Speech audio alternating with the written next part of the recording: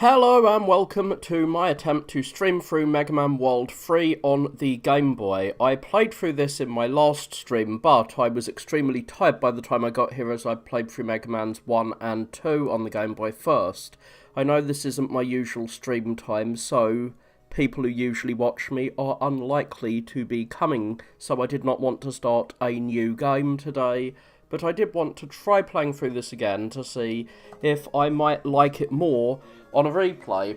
I'm going to be playing the first level in this menu first, which is Sparkman, because he is the worst level. Actually, it's not the worst, it's a good level, but it's a bit difficult, as you can see from us starting one tile away from something that can hurt us. It doesn't hurt us that much, but it does hurt us a bit. Oh, and I've started as I mean to continue by taking damage multiple times from this hard-ass game.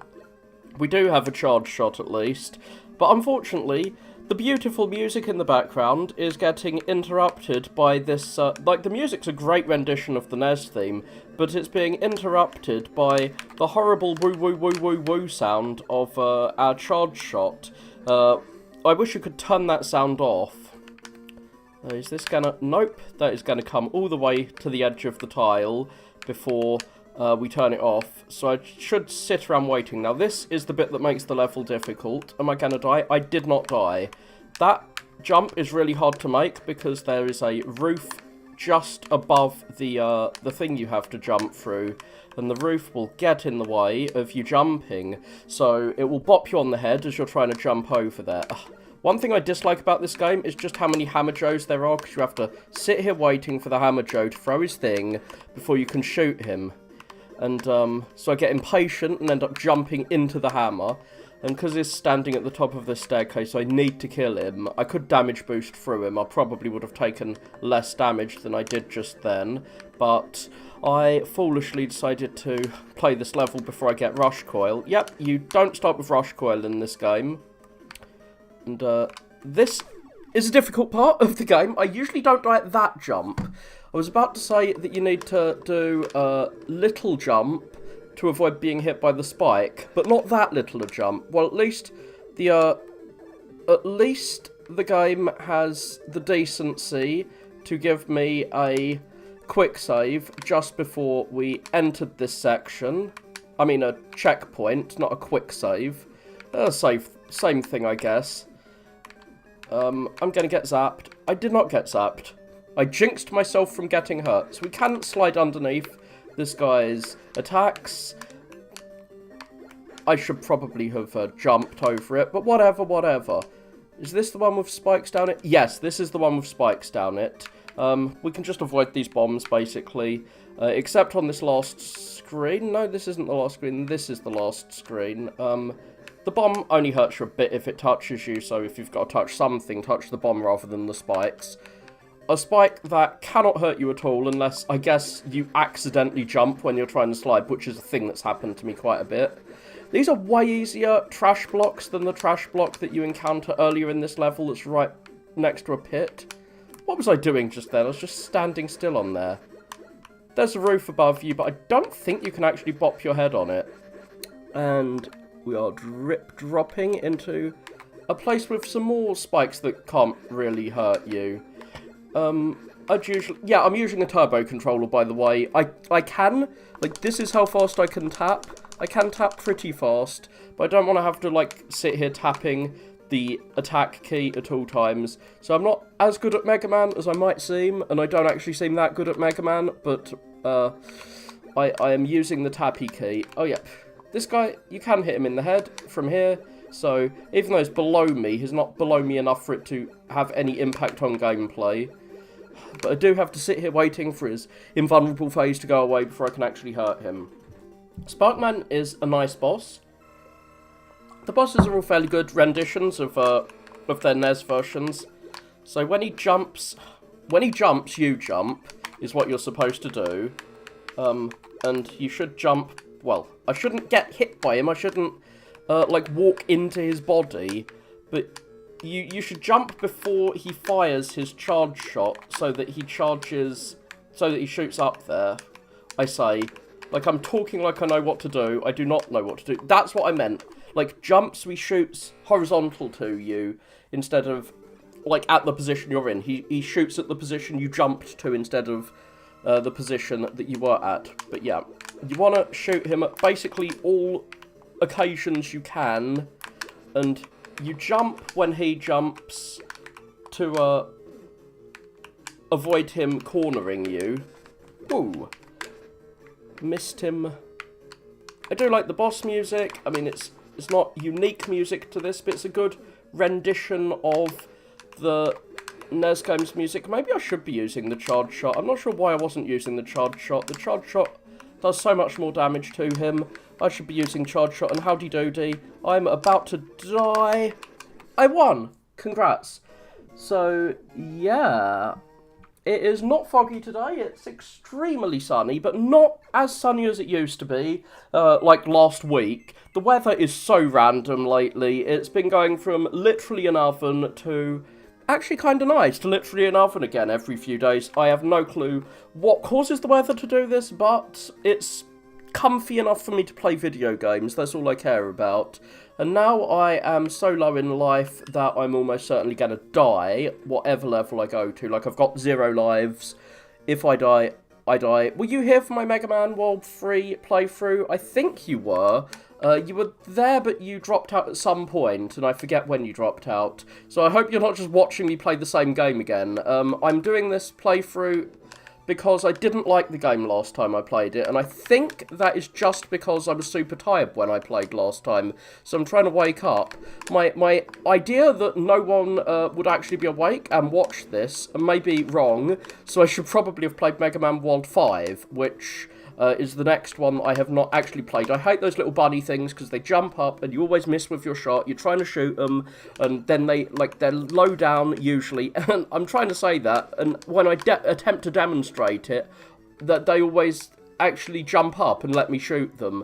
But usually you can't shoot them. The lights don't actually seem to matter in this room because, yeah, you can get hit by those guys. But there's no pits of death in here, unlike in, well, the NES version doesn't have pits of death either. In the original level, it's only when you get to the Doc Robo levels that they have pits. This would be the checkpoint, I think. When I see an empty room like that, that's usually a checkpoint. That's usually what that means. I should be charging up at all times. A full charge shot kills one of them guys, and it kills these dudes instantly too. So I should be using charge shots. Howdy. Oh, no one's gonna show up because I'm playing a weird time idea seems to have been completely wrong. So you're gonna watch me play a game I've already played. So hopefully you didn't see me play it yesterday. Oh no, my health, it's declining. I'm almost at the boss fight, I think. If this was the NES version, I would be basically at the boss fight. I don't really know why these light bulbs hurt you so much. Cool. And we are sliding around at the speed of sound and having to deal with no one. Good. I think there's a... Nope.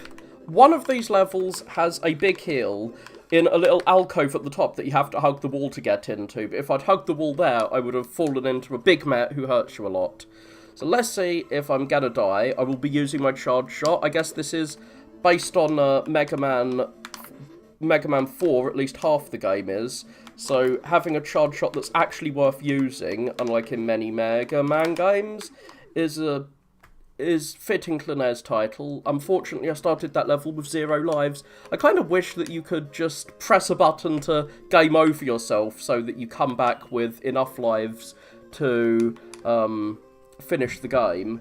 I mean, for it to be worth you playing that level, rather than just dying so that you have enough lives to continue if you die. I did think I was going to beat that boss, but then I would have started the next level with, like, no lives, too. And, oh, for fuck's sake, yeah, that's what I mean by those rabbit things are annoying. They look like rabbits to you, right? They look like rabbits to me. I wonder if that's some kind of weird Rorschach test, like it shows something about my psychology that they look like evil rabbits to me. And yeah, there's no point in half charging. You need to start, like, Mega Man flashing black and blue like that before his charge shot is worth using. I guess that's why I was killing the bunnies earlier, is because I wasn't using the charge shot. There's some enemies the charge shot is good for, basically any enemy that requires more than one bullet to kill, and some enemies that charge shot is not the best for any other enemy. But the charge shot does ruin the wonderful renditions of the NES game's soundtrack that we get in this game by going wee woo woo woo woo woo woo at all times. So I hope the woo-woo-wooing is not too annoying. It's mildly annoying. Like, I'm ignoring the woo-woo-wooing. Like, my brain has gone numb to it after a while. But these dudes can knock you into a pit. It's by far the hardest part of the level, both here and on the NES. But with a charge shot, which we do not have in the NES version of this level, it's infinitely easier. And that dude can also knock you into... I've got these little insect things. They are really beloved of this game. One thing this game has, which a lot of Mega Man games don't have, is enemies that it really loves reusing. Like, there aren't as many unique enemies that are only found in a certain level. I wish there was a full heal in this room. If there was a full heal here instead of an enemy, I could have healed up, and then I might have been able to fight this guy. Okay, let's see if I can actually fight Shadow Man. They are bouncy animals. They are that sort of bouncy animal. Is he gonna... Okay, he slid instead of... he did not... I did not get it right. It's... oh no, he's so close to me. I jumped just in case he slid, because you don't really have that much time to react to him. Depending on what he does, but the bosses aren't that difficult in this game, especially when you can charge shot to do a lot more damage than you would usually be able to do. I think, like, he has a tell that is about to slide when he does a big jump, but look how much damage I've done to him compared to him doing to me. That's how the game's difficulty is balanced. You do so much damage to your enemies compared to what they do to you, even with their ridiculous contact damage. We have a badass little Shava gun. I like how badass Mega Man looks here. More so than the Mega Man 3 image, which is also fairly badass.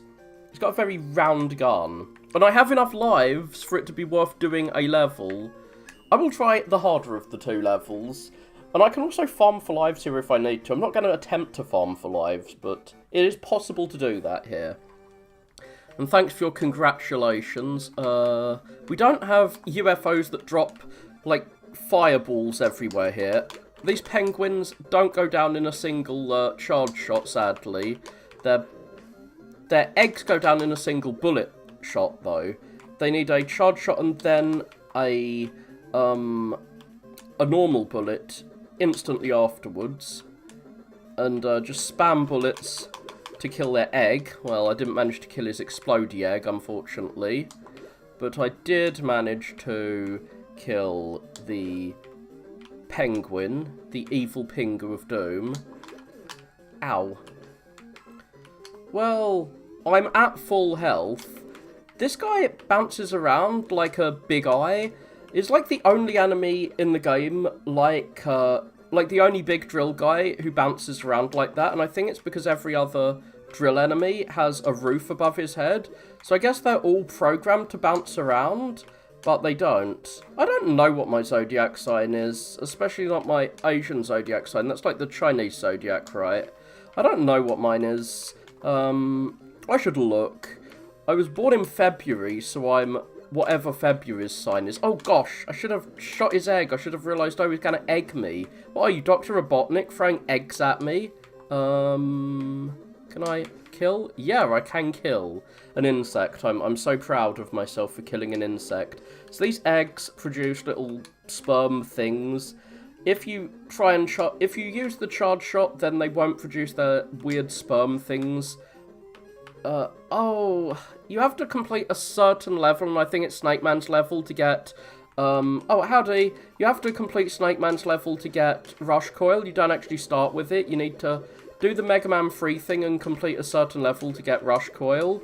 So I played through this a couple of days ago. I played through this off camera, yesterday as well, and I quite liked it.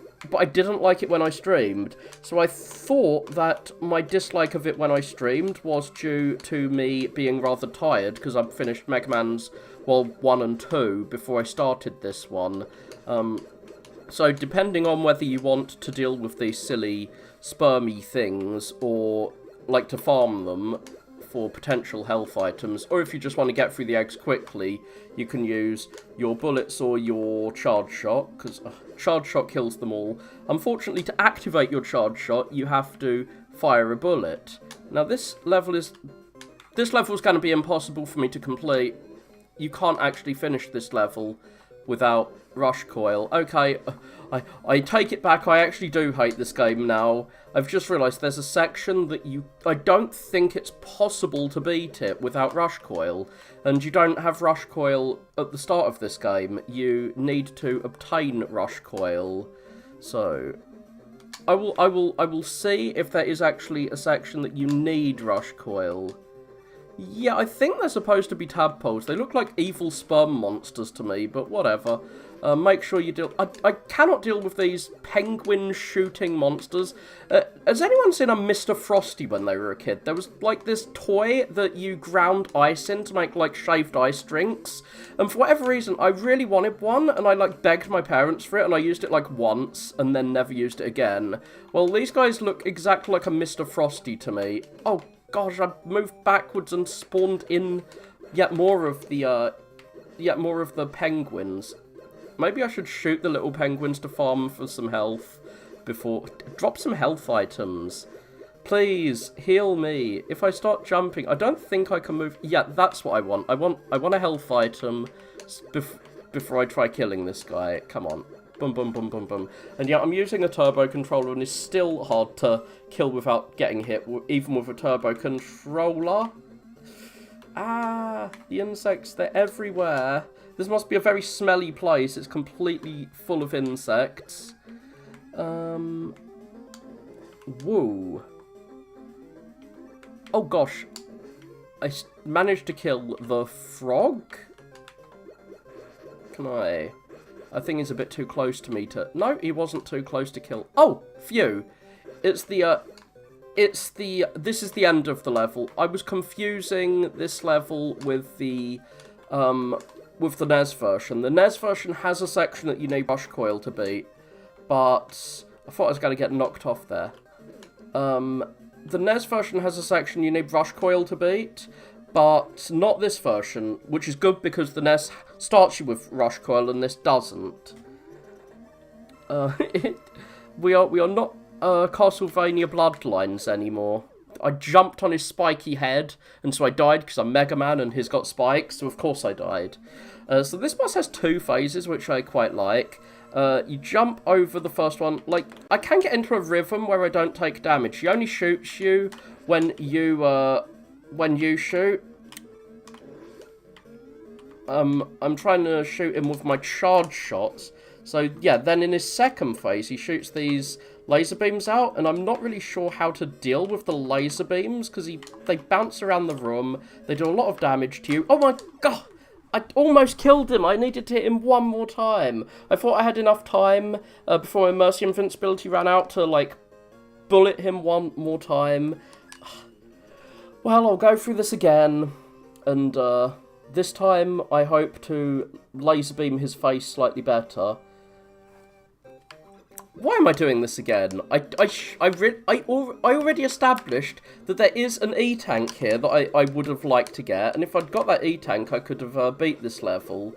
There's an E-tank that requires rush coil, and rush coil is obtained from beating Snake Man. Ow. Even if I kill this guy, he's gonna respawn, which is very annoying. Okay, I've killed him. He's gonna respawn there. He's gonna respawn again. I do dislike how quickly enemies respawn in these Game Boy games. You have to kill them fast. Okay, he didn't respawn. Shocked in a pleasant way. He did not respawn there. Whoa. jumping over insects. I'm being very Buddhist here. I'm not killing the insects. I'm jumping over them. I'm being a true pacifist, or not.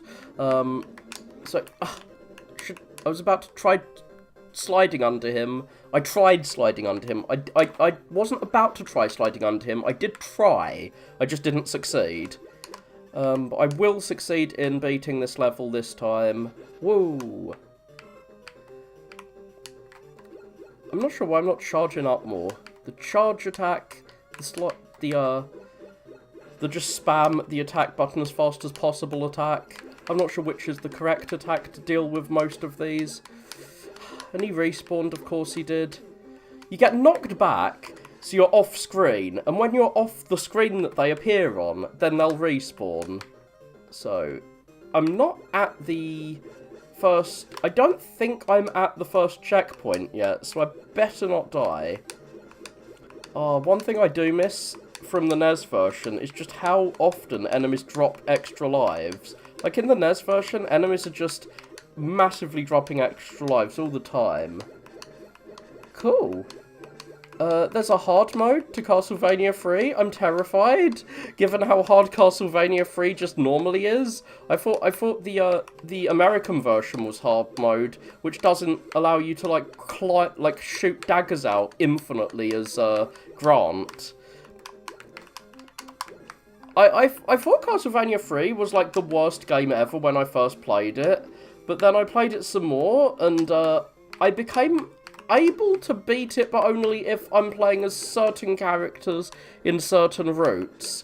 Like, what route is it? The one with Aquarius. It's the best music in the game, so I like playing Aquarius, but the level is just so long and hard.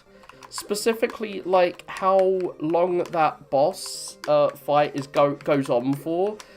Like, after the boss fight, you have that whole section where the room is flooding and you have to run away, and then you have to fight the boss again while the water's still rising. Like, the instant death water is just such a hassle. And there's, like, one of the castle levels, the one with the blocks that drop from the sky. Like, you can avoid that castle level.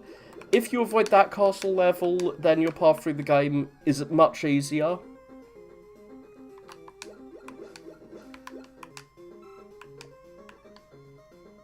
But yeah, I would be terrified of trying to play hard mode. How do I make it harder? Do they just introduce more enemies? Do they make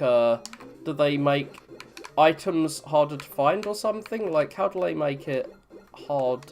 I want to see how far away from this guy I can stand, so that I can kill him with the best chance of not being murdered by his penguins. Woo. One has a hard mode too. I'm curious to see what 2's hard mode is, given 2 was never particularly hard combat-wise. Oh. Die, you insect scum. I'm not being pleasant to the insects now. I don't want to get malaria. Ice malaria. Like, actually, what is this place supposed to be? It's full of penguins, which would imply to me that it's a cold place. It's also got, like, mosquitoes everywhere, and mosquitoes like the warmth, right? You are a weird and alien locale. And you are dead, whatever you are. Whatever kind of bouncing creature you happen to be, you're dead. And so are you. I am not pleasant to insects. I am more than a robot, now die. Woo. I am a robot capable of charging up my attacks. Oh god, is he gonna chase me? Ow! It's high enough, like, he can hit me when he's zooming towards me. Rude. Dracula X does have, like, its optional levels, which are kinda hard. I didn't realise about that optional water level, which is really... Oh, I'm gonna die. There is no way I'm beating this boss with, like, 0 health. But I might be able to get through the first phase. Wow, he really does just... I did get through the first phase. He only does 1 pip of damage to you with his bullets. So make sure he hits you with his bullets, not his body, in that first phase, I guess. So you stand in the middle of the room. You always shoot the one who's facing in front of you. Unfortunately, you have to shoot a bullet to start charging, which can trigger him to start shooting at you. I guess I should just fire a normal bullet and then hold down after I've fired. Like, but yeah, we're at the second phase. He'll jump when you fire, but he'll only jump sometimes when you fire. Whatever, I killed him. Yay me. Really?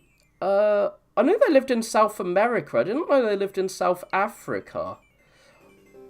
Are they adapted to the warmth or something, or is it, like, are they different from other penguins?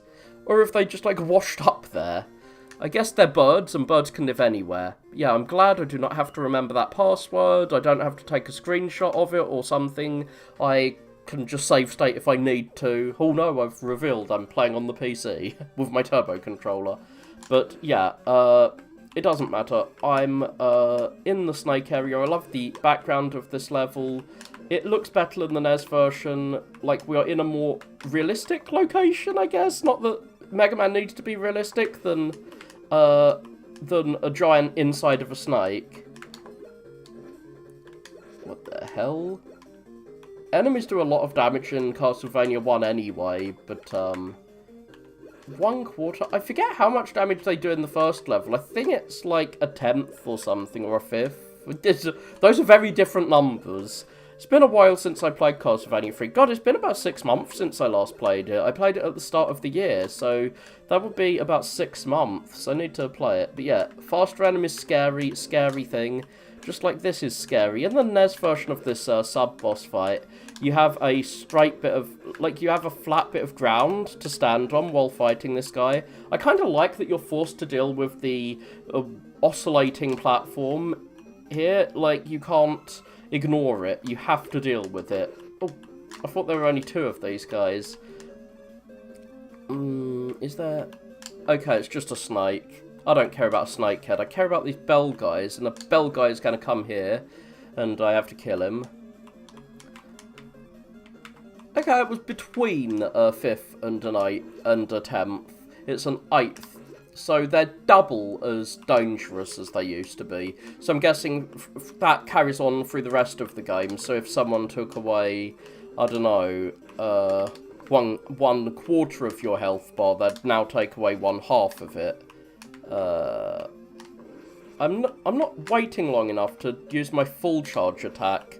Then again, I missed with my charge attack. I should have just not used a charge at all if I was gonna miss. So you have the bouncing guys. I kind of miss their weird, goofy-ass pogo sticks. They look more intimidating and realistic here. Not particularly realistic. I'm not sure why I keep saying this level looks realistic when it's like a giant snake monster. But it looks more realistic than the NES version, which has a dude who runs at you with a pogo stick. This one has like a spring thing. So, surprise, snakes. Die, snakes.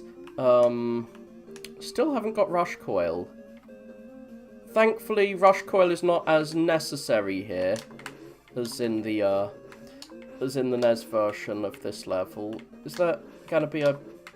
Oh, I can't get him. He's too high up in the sky. I really don't know how you're supposed to avoid getting hit by the bells in this level. I'm gonna get my first E-tank of the game, or die trying. Hopefully I will not spend like half an hour trying to get this E-tank. It usually takes me a while, but it won't take me that long. I'm not gonna bore you all to tears by trying to get this E-tank. I will bore myself to tears trying to fight yet another one of these stupid Hammer Joes. I hate enemies who have invulnerable phases like that. So to get that E-tank, it took me a while to get it because I thought I was vulnerable to this claw thing when I was on the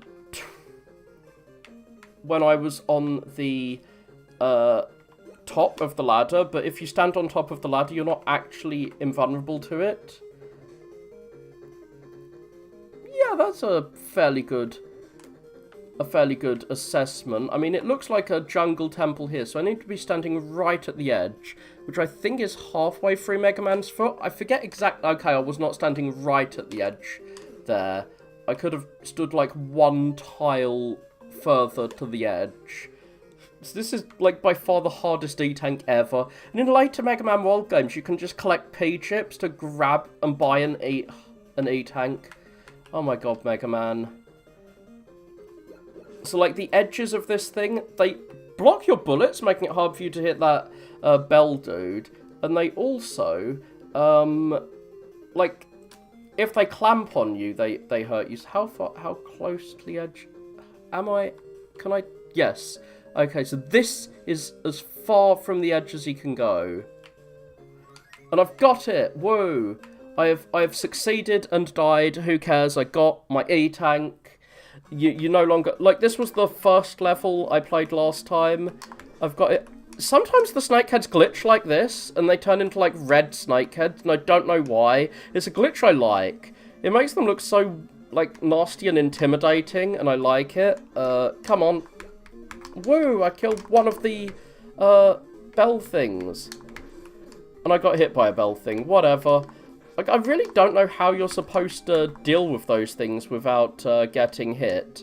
They do very little damage, but it still annoys me that it's an enemy I don't know how to avoid getting hit by. So I do not have to... Well, I have to deal with this arsehole again. Well, I don't, actually. I can just do that. I can just walk through him. They look like bells to you, right? Those things.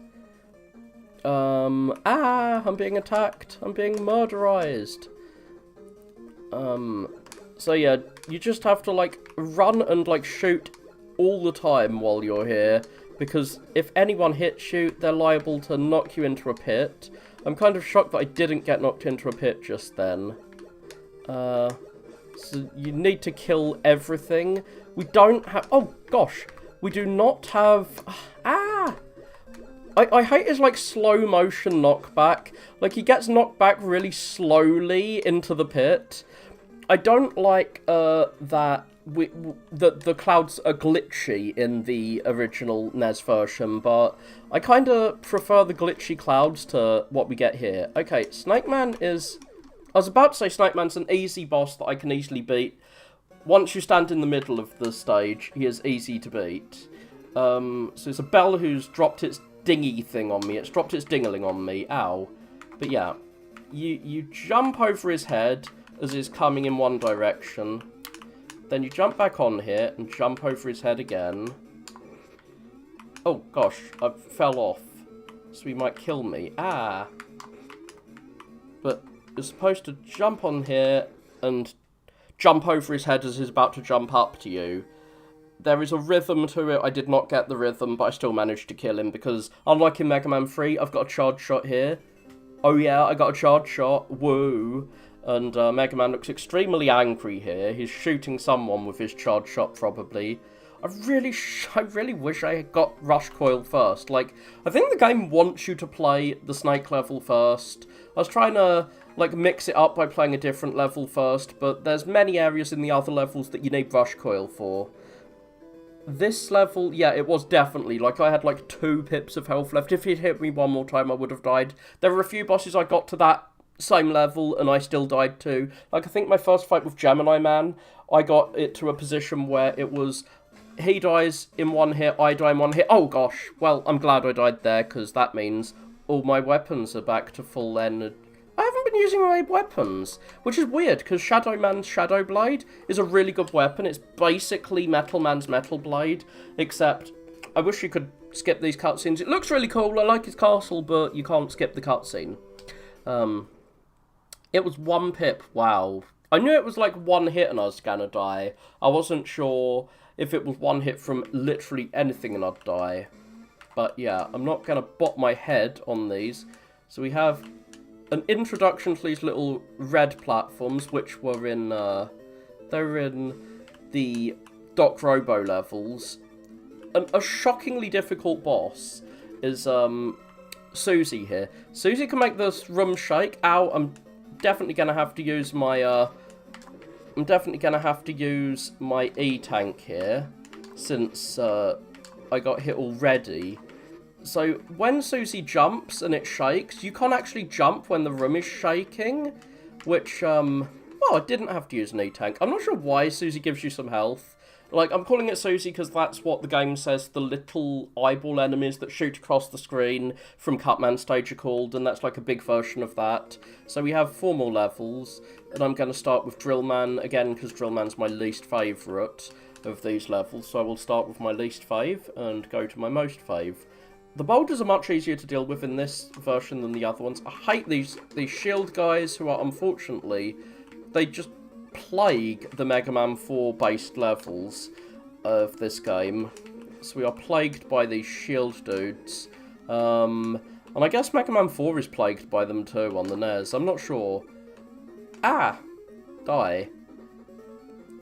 So I'm glad I have a rush coil, finally, so I can get myself an extra life, which I'm going to need. You don't need to kill that guy. I'm going to be a nice dude and only kill who I need to kill. I think I need to kill you, though. I'm doing this because I'm nice. I'm not doing it because I'm really lazy, and I'm too lazy to kill you. You're not even worth killing. Ah. There's going to be a shield guy around here soon. Okay, there he is.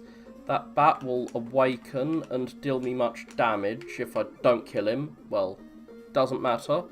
The bat down the bottom of the screen is going to be difficult to deal with. Oh dear. Without getting hurt. Whatever. And there's going to be some spikes down here. There we go. There's spikes. Am I going to be able to get up there without taking damage? No. What? Oh dear. I thought there might be spikes beneath me, so I was a bit worried when Mega Man got stun locked. So you can grab those super easily. I think there's a section in the NES level that's like that, where it's basically you are dead if you grab the E-Tank. But here, you can just grab them and jump out, whatever. Oh yeah, and make sure you fall down the right side of that last level, or you are gonna have a bad time. So you can shoot these boulders as they spawn in to prevent their debris. I'm not sure how you do it on that one, which spawns in...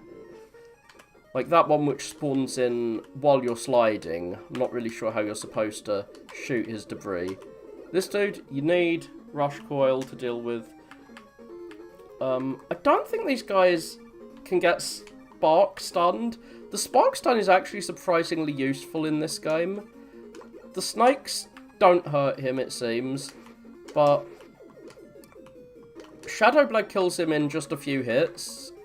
So you don't need to charge. I think you can kill him in 3 cycles, or like 2 cycles rather than 3 cycles, which is what you'd need with the charge shot if you use Shadow Blade. So Shadow Blade is more than worth it. Oh gosh. I got debrised. You debrised me. I really don't know what this guy up the top is doing, because you can go up there and then drop down, or you can just slide along and drop down. Either of them works literally equally as well as the other, so I'm not sure why you would work hard to kill that dude, unless you just need to kill. The one good thing about the debris is that you can shoot it and get... you can get stuff from shooting the debris. Oh my god, I accidentally used one of my E-Tanks. Well, I'm glad I grabbed 2 E-Tanks from this level. This is one of those games where you can get E-Tanks everywhere. And yeah, the Sparkman weapon is actually useful. I never thought it was useful when I played before, but it's quite useful to stun enemies, like big enemies, that you think, oh god, where's he going to attack? I really hate this guy because he rises up out of the ground with very little tell that he's going to rise up. Many such cases where the health disappears before I pick it up. But no, I used the E-Tank that I didn't intend to use. I'm not going to use an E-Tank again. I've got enough lives. I can lose a life if I need to. Ah, and I'm going to lose a life. I deliberately chose to lose that life. To fight him. But yeah, you don't know when he's going to come up out of the floor. He doesn't give you a tell. That's one problem with all drill enemies like this. I don't think I've ever seen one that gives you a proper tell. But whatever. And I mean, I guess if they gave you too much of a tell, they wouldn't be difficult. Like, the difficulty is that they can... Well, here, the difficulty is that he's walking at the same speed as me. Stop walking at the exact same speed as me while I'm inside your body. That's painful. You're, like... He was walking along in the same direction at the same speed as me while I was, like, in my Mercy invincibility phase. So as soon as my Mercy wore off, he was going to hurt me. Interesting. So this is... this is not the second drill man. But yeah, it's a boss archetype that platform games love using. Sonic's got so many of them. Other games have many types of them. There's a sub-boss in one of the Mega Man games that's like that. I forget which one. As well as as well as main bosses, there's sub-bosses. Okay, this level, I had lots of difficulty with it last time. I'm hopefully not going to have difficulty with it this time, because I thought that these skeletons couldn't be killed. I thought that you had to just stun them, but you can actually kill them. And I'm an idiot. You use your charge shot. Just use the power of charge shot. I'm not sure why I wasn't using it, because the charge shot is just usually the best thing ever. Well, I guess for those guys it's not the best thing ever, but for these skeleton men, the charge shot is the best thing ever. Use a full charge shot and boom, they're dead, and they drop an item. And I guess what I was doing last time I played was the equivalent of going to Pharaoh Man stage and thinking that the mummies have to be, like, walked past when their doors open, rather than, like, killed. So if you fall down there when you've got Mercy invincibility, you won't instantly die, but you won't be able to get out. I guess you could get out if you dropped, like, Rush Coil down there or something. Come on, Batman. I need to wake up so that I can, heal myself, which is so useful when I instantly jump in a pit and die. What am I doing?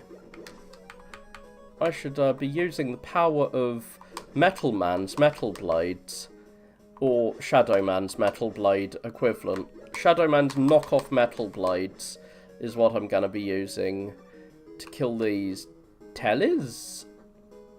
Can my weapons kill him? Like, this is what I was trying to do, and you can walk past them that way, but it's not the ideal way to deal with your enemies in this level, because sometimes, especially in the last screen, you really want to kill these dudes.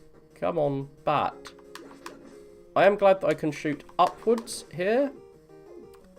Bat. Thank you. Ooh, I almost bopped my head on the ceiling and got myself deaded again.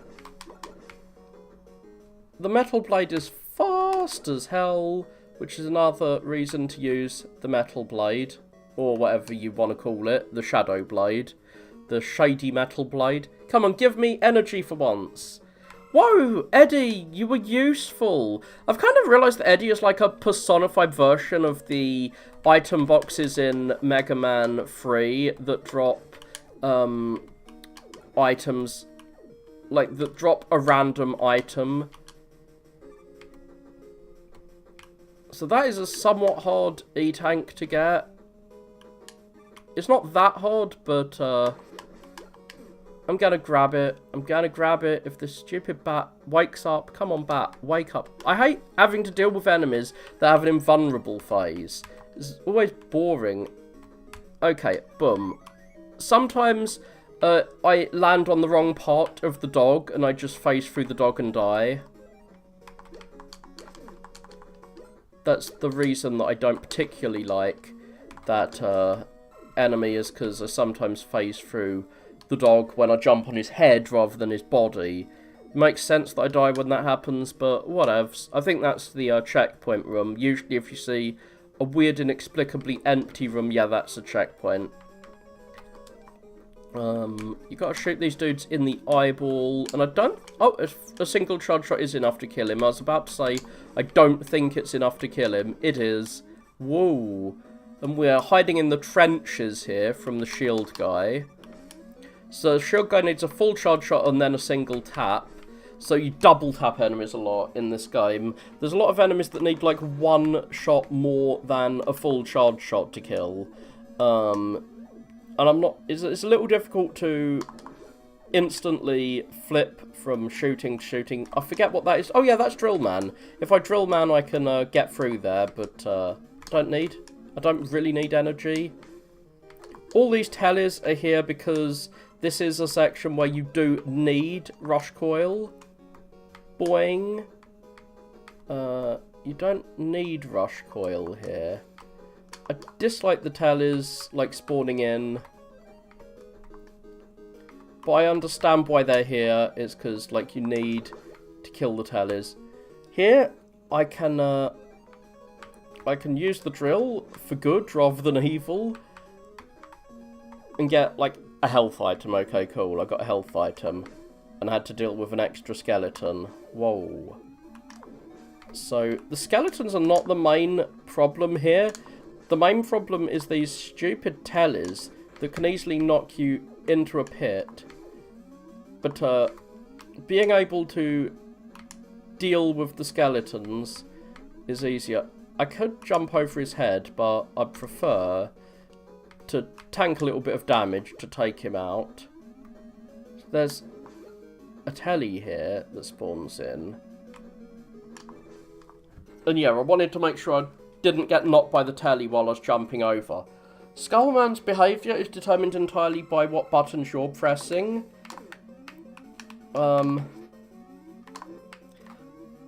on, Scully. Ouch. I'm trying to hit him with the charge attack, which is the only thing that's really worth hitting him with. Ouch. So you can't hurt him. Is another one of those I have invulnerable phases dudes, kind of like a Hammer Joe. He is invulnerable when he's got his shield up, but of course he gives you a shield, so I'm fine with that. It means I can be invulnerable for phases. Woo, I'm fine with that. And I've got my skull barrier, and have I got anything else? No. I think you get Rush Jet from Dustman stage, which is the hardest and longest of these stages, so I'm leaving it to last. Rush Jet, I'm not getting you. Oh, his little funnel at the top was, it was stuck inside his portrait there. Like, even when his portrait opened up, you couldn't see the funnel. These fishy bros die in a single shot. We have a water level with many a spike. It's one of those water levels. We're going to have to deal with lots and lots of spikes, as you can see. Here, I was tempted to jump, but no, you walk down. Sub-bosses have no mercy invincibility, so if you want to kill them... Oh yeah, the whale sucks you in, by the way. Sucks you into the spikes. I'm not sure how or why a whale is sucking me in, but that's what the whale does. And yeah, I've killed him. So they have no mercy invincibility, so the best thing to do is not to use a charge shot. The best thing is to just rapid fire when you're right close to him, because then your bullets will, like, every single bullet will count, and it's much faster. You do more DPS to him that way. Oh, frick. I thought I was gonna die. I thought I was, like, one bullet away from death there. Yes, these spikes are insta-kill, unfortunately. It's a Mega Man water level. This is a surprisingly hard jump to make, because you have to jump just high enough to get over without touching the ceiling. Okay. Oh, I'm almost at the checkpoint, which is really bothering me, because I think I'm gonna die before I get to the checkpoint. I think there's... yeah. This is one of those weird rooms with a lot of spikes that you're basically never gonna touch unless you're just an idiot. I can get that health item, but I'll die attempting to. We are not quite at the checkpoint yet, so I'm gonna keep going until I get to the checkpoint. I really need an extra life, actually. Yeah, this is the checkpoint, which means I can't go back. Okay, I'm dead. I hate those homing missiles. If the homing missiles died in a single bullet, I could shoot them out of the sky, but you can't. Like, the homing missiles die after quite a few bullets. Like, I think you're supposed to charge shot them, or maybe, oh god, maybe you're supposed to actually avoid them. This is a bit annoying, because look, there's spikes as you enter from the previous screen. So you can enter from the screen and touch the spikes. Oh, thank you, Met. These manta rays, are horrible, because they do a lot of damage to you. I'm glad I have mercy invincibility when I touch the spikes after being hit, Give me an extra life, please. Okay, give me health, whatever. So yeah, the manta ray just knocked me back into some spikes. Those spikes on the ceiling do not go all the way down to kill you. The manta ray dies in 2 hits from your bullet. Oh, I've got to wait for it to cycle up again. Oh god, I almost touched the thing. And yeah, the water, like, it kind of pulls you down the moment you're out of the water, which is kind of weird. I understand the gravity changing when you're out of it, but it seems to, like, literally suck you in when you fall out, so you have to take that into consideration when you are dealing with the platforming here. Okay, cool. I'm almost at the end of this section. So yeah, the bomb will explode after a few seconds, but it's like, ah! I would prefer to be hit by a bomb than to touch one of the insta-death spikes.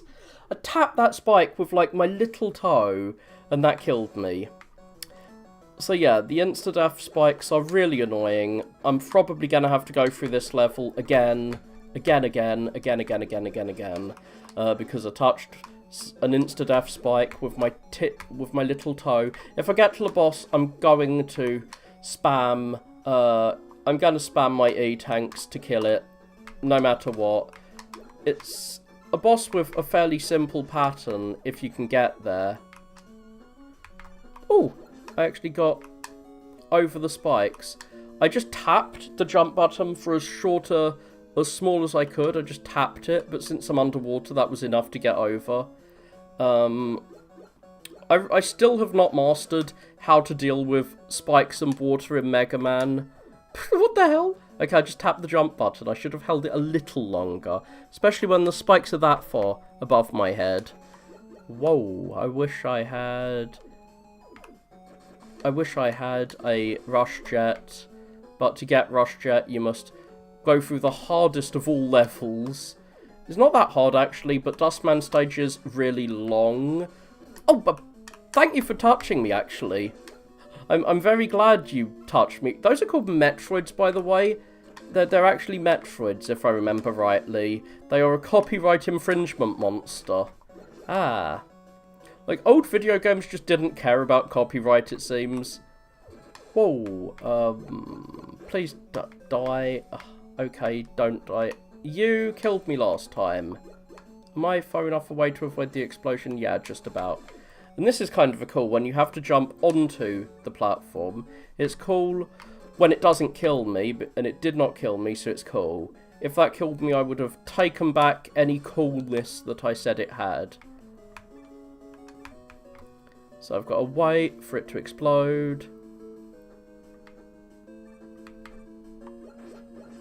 Ah. Yep, I probably would, to be honest. Like, having 0 lives definitely does, it does make me more likely to play through, cautiously. But actually, the, oh god, oh my god, I thought I was going to fall into those ones, which I've mocked as being spikes you could never fall into before.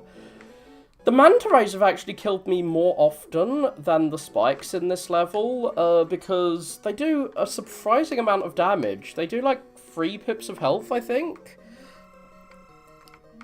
Okay, so he jumps towards you, and then he shoots out his...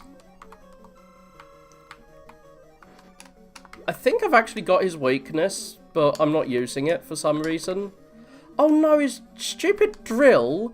I mean, his missile, whatever it is, I'm calling it a drill because my missile's a drill.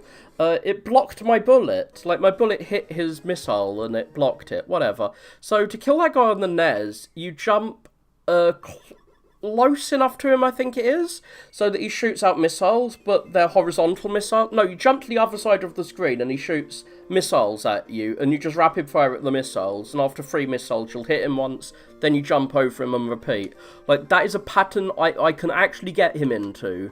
Like, most Mega Man 4 bosses have a pattern that make them trivial, and they're really hard unless you do that pattern. But if you do the pattern, then they can be easy. Which I kind of like, but I liked when I figured out the patterns at first, but I'm not sure if I like it anymore, that there's like a way to do it. They're kind of puzzle bosses, I guess. Or, well, they're puzzle bosses if you want to fight them in a way that isn't just super hard reacting. Oh, I want that life. I want that severed Mega Man head. Whoa. So yeah, I will always curse Dustman stage for introducing those enemies that pop up out of a pit. My god, Shieldman just respawning so quickly. These enemies respawn way too fast. Let's see how far into the level I can get, because I'm not getting through this level. It's the longest, hardest level, and I've got 0 lives to do it. So you have to, because these guys respawn so fast, you have to kill them and then jump over. Like, kill when there's only one on screen, as soon as he spawns in, and then jump over. That's how you deal with these knock you in the pit enemies. Ah. Well, this one is definitely got a Psycho Crusher in it. I managed to get over. Woo. I often get knocked in the head here. So there's a lot of pits that I expect to have spikes at the bottom. I'm very glad that Met hit me, because it meant that I didn't get hit by the big guy. Like, the big eye didn't hit me, and the big eye would have done a lot more damage than a Met. Big eye can be stunned with the stun weapon, with Shockman's weapon, which is called Sparkman's weapon. Ow, I almost slid in there. There are some really cool weapons here. I mean, there are some really cool things here. This guy's not really cool. It's like a weird ballerina dancing Met, but you have to, like, tiptoe to the edge of the platform to trigger him. You want to trigger the Met so you can kill him. And you want to kill the other Met too. You obviously always want to kill your enemies, but no, you kill the Mets because they're standing on tiny platforms, and if you don't kill them, you're kind of screwed. And we are at the interesting bit. We're at the Crusher now. We're at the Crusher now, I say, as if I've already killed the shield that takes 1 trillion hits. But yeah, we're at the Crusher. It's a harder Crusher than the NES version because we have sections like this where the roof is a bit lower down right off the bat, and those sections will crush you to death. I don't think I can be crushed here. Let me see if I can be. No, now that I've got rid of all of the bits that could crush me, that are above me, it's only when the roof is low, like here, that you're in trouble. Many a Met is in this Crusher for some reason. I'm not sure why the Mets have decided to live here, but they have. And there's quite a bit of the level after the Crusher.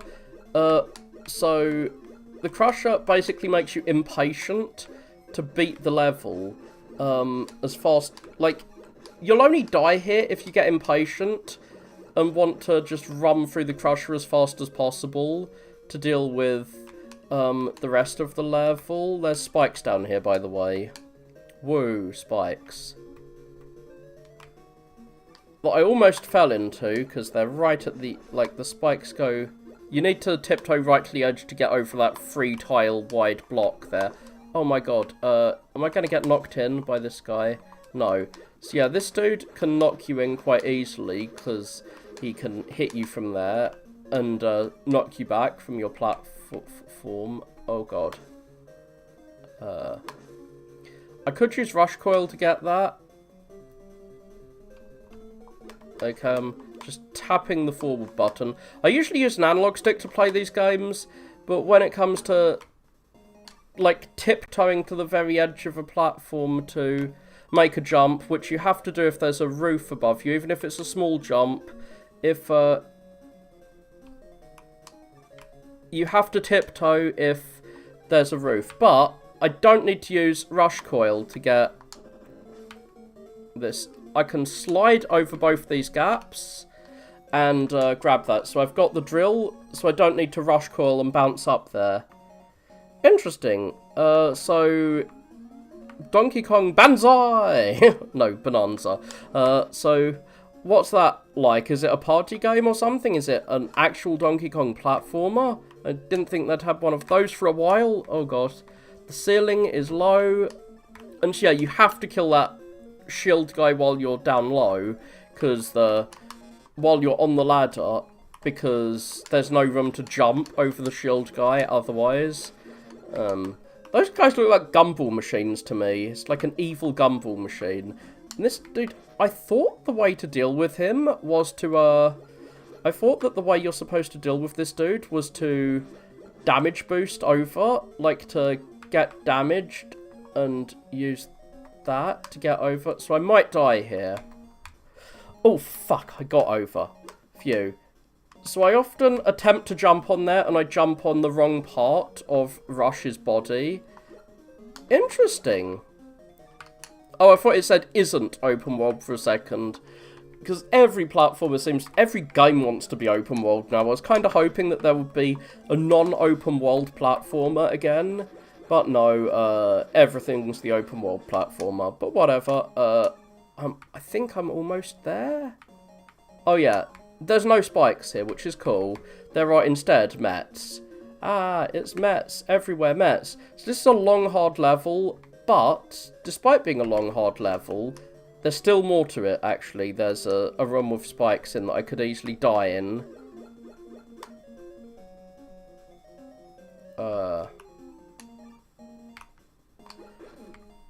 I could still die here.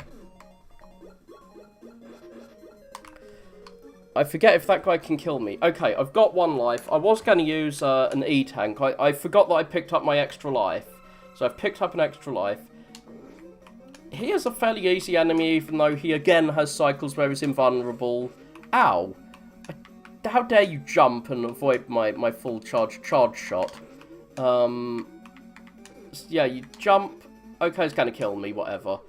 You jump when he fires his projectile and it explodes against the wall. But if you jump just before it hits the wall, then it's debris. It won't touch you. Because, like, if you're directly above where the debris hits, it won't hurt you. Because it's going out diagonally. So you want to be, like, up, down, left, or right from where it hits. So... I thought I was going to be able to demonstrate that, at least with one of his shots. Whatever. He's dead. And I've beat all of these levels now, all the Robot Master levels. But I'm going to deliberately, if I can, go to a level and just die. So that I have more than 2 lives. I'm actually going to go to Drillman's level and try and get... So this is where we get Rush Jet, by the way. I'm going to go to Drillman's level and try and get those 2 E-tanks so I can get more E-tanks. Wait, am I allowed to... Okay, kind of weird that it doesn't tell you what the level is. Okay, I'm not going to try and get those E-tanks. I'm just going to die. That was not deliberate. I forgot to press jump there. So now that I've got my 4 lives, I will start this Dr. Wily section. The problem is if you die during the Dr. Wily section, you have to restart the whole thing again, including all the cutscenes. So I would like to have the highest chance of actually beating this as possible, because I want to beat this without using save states, but I might have to use them in this section. Punk is a fun enemy, one of my favourite of the Mega Man killers, as they call the Wily Castle fights in Mega Man 3. So you start off standing on... I was about to say, you start off standing in one side of the room so that you can easily react to what he does. I should just kill myself right now. I really wish there was a way to just lose all your lives deliberately. Like, I'm not kidding. I want to lose all my lives deliberately so that I don't have to face the rest of Wily's Castle with, like, limited lives. Because I'm going to die at some point, and then I'll have to sit through the whole rest of the castle. God, why am I doing so badly here? I was trying to show off how easy this fight is when you know what to do. And what to do is to stand in the middle... Yeah, whatever, I'm just going to deliberately do this. So I really do wish there was a button to deliberately game over yourself so that you could come back with all your lives. And also game overing yourself gives you all your energy for your weapons again. So your energy weapons are, like, your weapons are depleted. So what you want to do is stand on the opposite side of the screen to him, so you have more time to react to his zoom across the room attack, whether he goes high and you need to slide under him, or goes low and you need to jump over him. And then you stand in the middle when he does his projectiles, which makes his projectiles easier to avoid. It also makes it easier for you to hit him with your charge shot.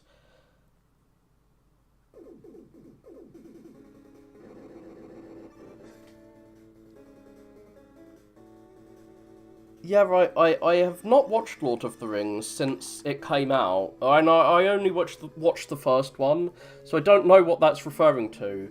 I suspect it's referring to someone who tried that and got destroyed. Because I got destroyed. But anyway. I'm gonna at least focus... Oh my god. I'm gonna focus on him and try not to die. So, he's gonna... Why do I keep sliding? Okay, I slid again, and this time I survived. But yeah, he kills you so quickly, and... Again, I kind of want to just die. I'm gonna try and kill him, but I'll regret killing him and trying to complete this. Because then I'll have to do this ridiculously long castle. Actually, it's only like one level, but it's a long level. And there's cutscenes in the middle. God. Okay, so... I avoided his attack. Woo! I'm not doing my charge shot properly. I need to do a full charge shot if I want to hurt him properly. But yeah, if you stand at the edge of the screen, you have more time to react. I said more time to react, not sufficient time to react. Well, I've managed to kill him at least. Last time I played this, I killed him without getting hit at all. So, I swear, I play better when I'm off camera. I joke, but, yeah, I'm not sure why I did so badly this time.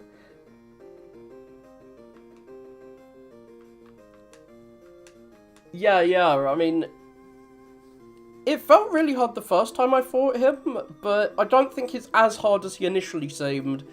If you give yourself as much time to react as possible by running to the edge of the screen, but then remember to go to the middle of the screen for his projectiles, because those, he fires them down at you, and if you're at the edge of the screen, it's hard to deal with. Oh god, what is this, Mega Man World 1? I spawned into the castle in range of an enemy. I do love this music. It's my favourite Mega Man castle music, but it is the music that they play in the Mega Man 3, I think, in the castle.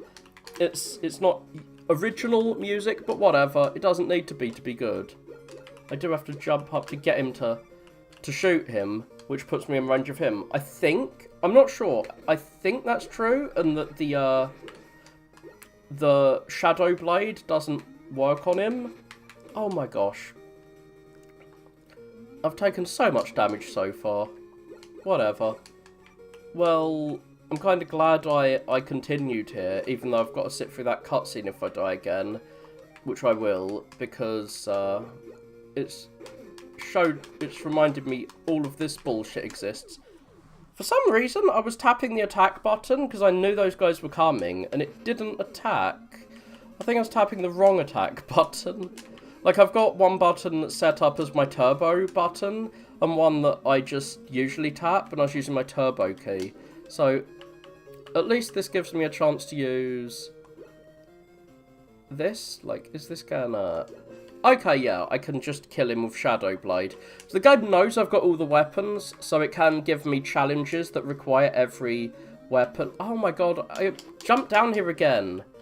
I should stay on the ladder. Like, do not jump off the ladder. Stay on the ladder. Just in case there's some horrible challenge, like a wall of shields that are going to attack me if I move on. So let's see if I can kill these guys. What the hell? What the hell was that? I was tapping the attack key and it wasn't working. Hell. So we use the missile. not the Dust Man. We use drill missiles to smash that so that we can see where the hell we're going. And not slide into the spikes. Not sure what that other light bulb is for. Like, it doesn't particularly... It's not particularly required, but drill missile is useful here. So, as I said, the game knows we have every weapon, so it's going to make us use it.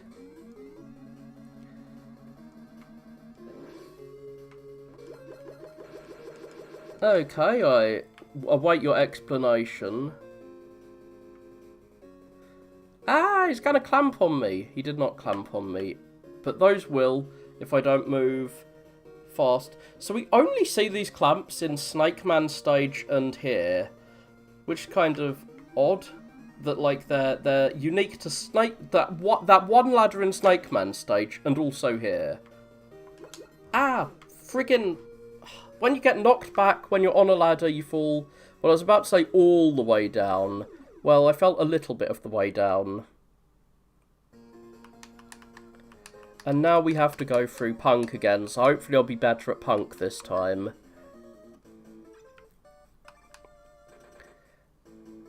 Woo!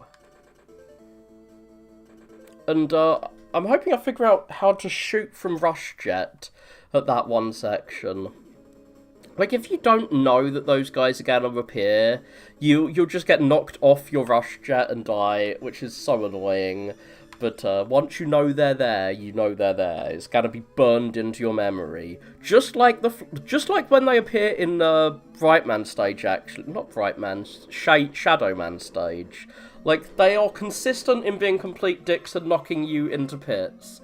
That is their thing. Oh. I did not have a full charge shot that time. Dish. Deary me. Will I be able to avoid him? Yeah. But I only hit him once, which is not ideal. Oh. Whatever. Got myself killed again. Oh no, it's so cinematic when I'm falling down into the fight. Like, it seems cinematic the first time you see it, the first 10 times maybe. But having to see this so many times because you're fighting him a lot. Oh, gosh. Maybe if I got good at the game, it would be less of an issue. But I'm not good at this game. I suck at this game. And I will continue to suck. No. So I guess you can hurt him at times when I thought he was invincible. Okay, there. Boom. I did it. I did it without getting hit. That's a possibility. Yes, I agree with you. The Kiwi Prodigy, I think, is right that Mega Man should get some defenses when he switches weapon, because it does switch his outfit, and it is a bit weird that he doesn't get defense to go with his attack. In an RPG, you often get defenses to go with your attack. Or maybe he should get defenses as a secondary thing. Like, maybe they think that would make the game too easy, or would negate too many challenges they have. But, yeah, I do like... What are they called again? Assist items? Like, weapons, like the Platform 2 in Mega Man 2. Like, weapons or Rush Coil and Rush Jet. Like, weapons like that allow you to move around more in-game. But they don't have to just be weapons that allow you to move. It can be stuff like the Toad Rain in Mega Man World 4, which can put out fires. Like, oh, I almost fell down the thing again, but this time I've remembered that these stupid shields exist, and I can kill the first one, and the second one I'm gonna try and be snazzy here and jump over him. Woo! Oh yeah, I can be a snazzy person too, and use my normal shot instead of. Okay, I deserved that. I thought I was being so smart, and then I just didn't jump. Oh no, oh no.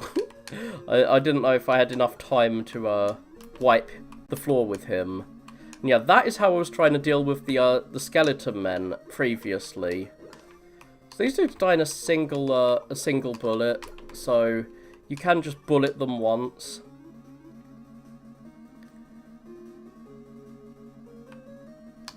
A lot of Mega Man fan games try and give you more motion abilities. Like, Mega Man W is the last fan game I played. Like, assist abilities, motion abilities, whatever. Like, secondary effects of weapons that allow you to move better. Like, in Mega Man W, there's a fire weapon. And the fire weapon, if you use it against a wall, will allow you to, like, jump up the wall. Not a wall jump, but it allows you to, like, climb the wall. I haven't finished Mega Man W. Or did I? No, I did finish it, I think. I finished one of the castles, at least. It has multiple castles. Yeah, I finished the first castle, but not the second one. So I'm planning on playing that, maybe, and maybe some other Mega Man fan games at some point. But I'm definitely playing through World 5 again. I haven't played through World 5 lately. I last played through World 5 last year when I played these games for the first time. And I remember being very disappointed by World 5. Because everyone else said it's the best Mega Man game, and I got disappointed by it. Oh my god, I'm not going to get to the top of this ladder, am I? I'm going to die at the same place I died last time. Again. Ah.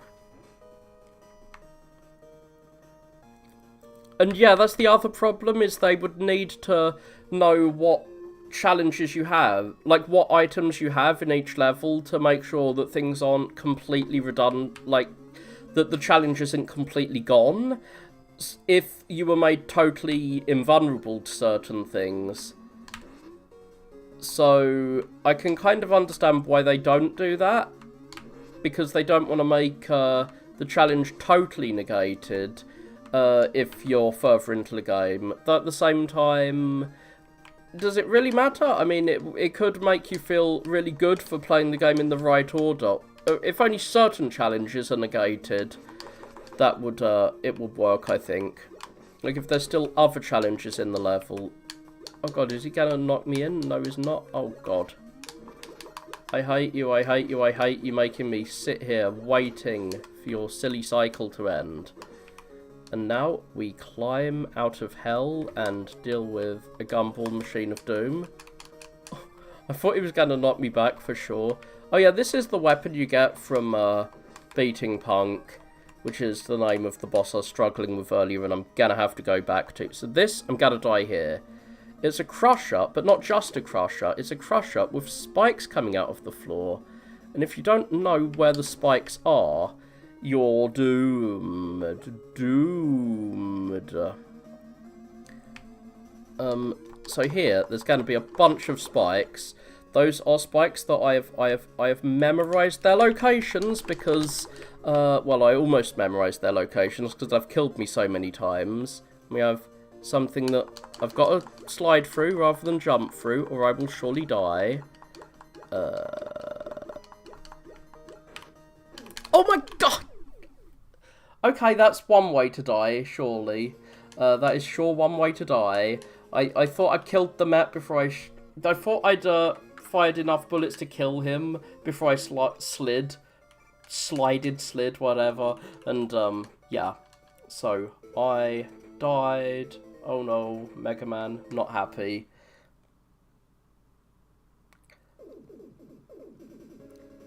Like, one thing I think most Mega Man games do the opposite of the problem of trying to use all of the features. Like, most of them don't use any of them. Obviously, you can't expect the player to have any weapon except the pea shooter in a level, one of the starting levels. If the game's split in two, like these Game Boy games are, where you do 4 levels, then do another 4 levels, then you can expect the player to have weapons at some points.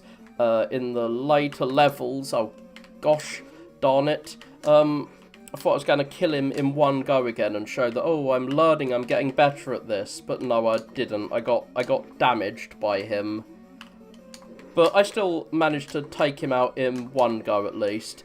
But you can have secret areas or some challenges that are made easier with the weapon. What I really like is when the weapon the boss is weak against is a weapon that helps you deal with challenges in that level, so you're tempted to use up ammo for that weapon. Like, there might be a weapon that helps you negate wind that's blowing you back or something. That's also useful for the boss. And I also really like it when the boss weakness is a weapon that's either... The boss is hard to hit usually, but the weapon they're weak to is one that can hit him more easily. Like, the boss is flying on the ceiling and there's a weapon that can hit the ceiling. Like, the trajectory of the weapon is what makes it strong against the boss, is something that I like.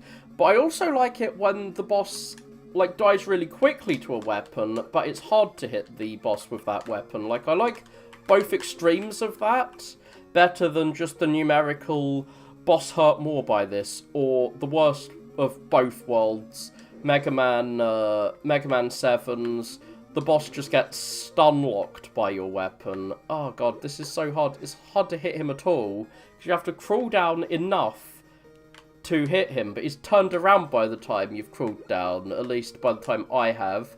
So now... Oh god, I thought that I'd be able to just turn around and rapid-fire shoot and kill him and his stupid ball. But no, I cannot make him and his ball go home quickly enough. So,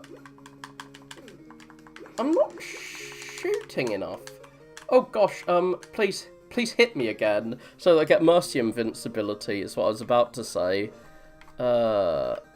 You've got to stand right close to these spikes to be able to get over. I also like how neon the spikes are in this. It's because the game was initially black and white. This is a fan mod giving it colour. This came out before the Game Boy Color, so it's nice and black and white. So they needed something to make the spikes stand out, because obviously you don't want to get the player, like, blindsided by instant death that they couldn't see. So we have... Oh, yeah. And the player's going to be blindsided by these things, but you can just crawl down when you realise, oh shit, I'm not going to be able to move fast enough to deal with that. Whoa. He almost boned me. I almost got boned there. And there is something you can do with these guys. You can fight them faster by using the drill missiles, because that homes in on them. But I don't need to use drill missiles. What am I doing here? I think Skull Shield will shield you from these guys, but I'm not gonna try it. I'm scared to try it. So if you played Mega Man Rock and Roll, oh sorry, I'm hiccuping. Mega Man Rock and Roll is a really good fan game, where the weapons will generally all give you some cool motion effects. Like the shield is a bubble shield, and it allows you to bounce along the surface of water, which can basically trivialize water sections. Awesome, awesome. I've never got a modified console, but it sounds like a cool thing. Like, I know people who have modded GameCubes with like every single GameCube game inside their modded GameCube. So what do I do here? Do I slide through or just walk through? I run through. So it was this last section that killed me last time. Where is the spikes here? Okay, they're there. I can't stand right next to them, because if I'm standing in the section right next to them, I'll be murderized by that slightly lower ceiling that crushes you. So I need to wait for these to go down and then slide through. Whoa, I slid through. Oh my god, it's the bunny frog things. So we have spikes with a thing that you need to jump over quickly, and then later we'll have spikes with a thing that you need to jump over quickly. Wow. I almost didn't get the edge of that platform in time. So I've only got one E-Tank, so don't mind if I grab this. Even if I die, I have farmed an E-Tank at least. I haven't played Mass Effect yet. I played the Urk 1 Masters, a 2D space game. but that was like the last space game I played. And you could go to random planets and do things.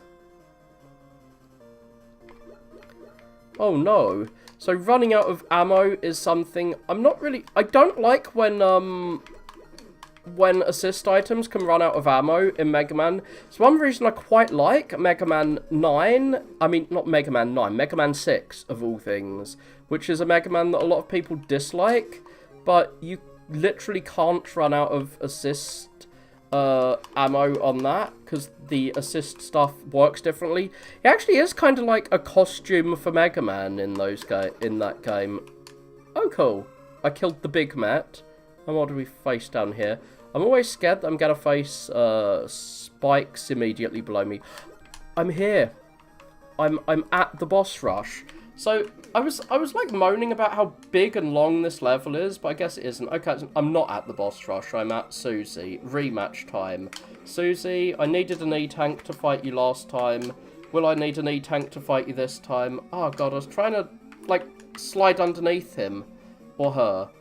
And sliding underneath Susie is really difficult because when the screen shakes, you know, the screen shakes, right? When they jump, you can see the screen shaking. You can't slide when the screen's shaking. I'm not really sure how you're supposed to deal with Susie. So, yeah, I wasn't sure how far back I'd be sent. I knew it wasn't very far, that there was a checkpoint. Okay, I do have to deal with a few spike pits still. Oh, dear. I think there's a few spike pits that I need to deal with. Whatever. The final boss is not that difficult, I say. I'm gonna die to the final boss now, I've said that. Susie is the hardest boss, no. I wish I had enough, enough E-Tanks to reliably use one on Susie. But I don't think I have enough E-Tanks. I thought that the boss rush was behind this door, but there is no boss rush in this game. The boss rush is Mega Man 4, not this one. I liked some of... I think I liked some of the company that made Mass Effects games, but I forget if I did now. Okay, I'll use my E-Tank, which means that if I die here, I have gained nothing. I've gained nothing if I die in this after this attempt at fighting Punk. Okay, cool. I mean, at fighting Wily, who is a punk. So, we're still not at the end of this section. Ah. But I don't think there's another sub-boss in here. Mega Man World 4 has, like, 4 sub-bosses in the final section, which is kind of crazy. So I kind of confuse this game with World 4 sometimes, even though they're very different games. They both have a similar structure, and they both adapt parts of the same games. What am I doing here? Why am I standing right next to a dude? I do not have enough E-Tanks to deal with this. There we go. Dimets. I only have one more E-Tank. Whoa! It's a not instant death spike. You might expect it to be an instant death spike. Because it's, like, right up in your... Like, it's covered in circular saw blades, and it's really sharp looking. But no, that is not an insta-death spike, thank God. Ouch. Whereas these weird shiny ones are, you've got to stand right at the edge to not be killed by it. Thank you for getting in range of my stun you to death blast. I could theoretically farm these for extra lives. These rocks, if you shoot the big one, you don't get any debris. But if you shoot the little ones, you get debris. What is he ever gonna drop? Okay, he's dropped something.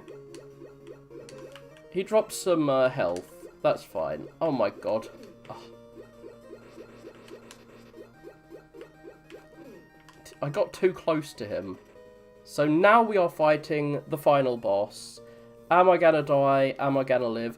First phase of the final boss is super easy. He's gonna rise up into the air. He always does the exact same things. So he goes to one corner of the room. Then he goes to the other corner of the room.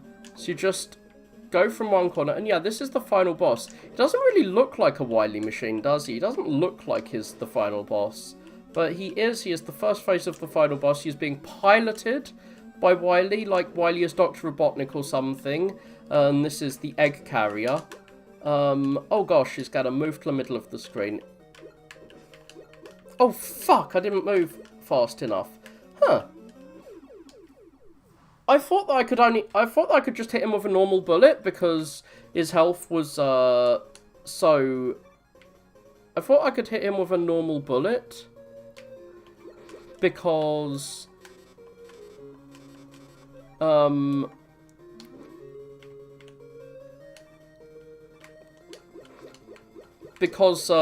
he had one pip of health left, but it seems that he's only hurt by charged shots, which, okay, he is only hurt by charged shots.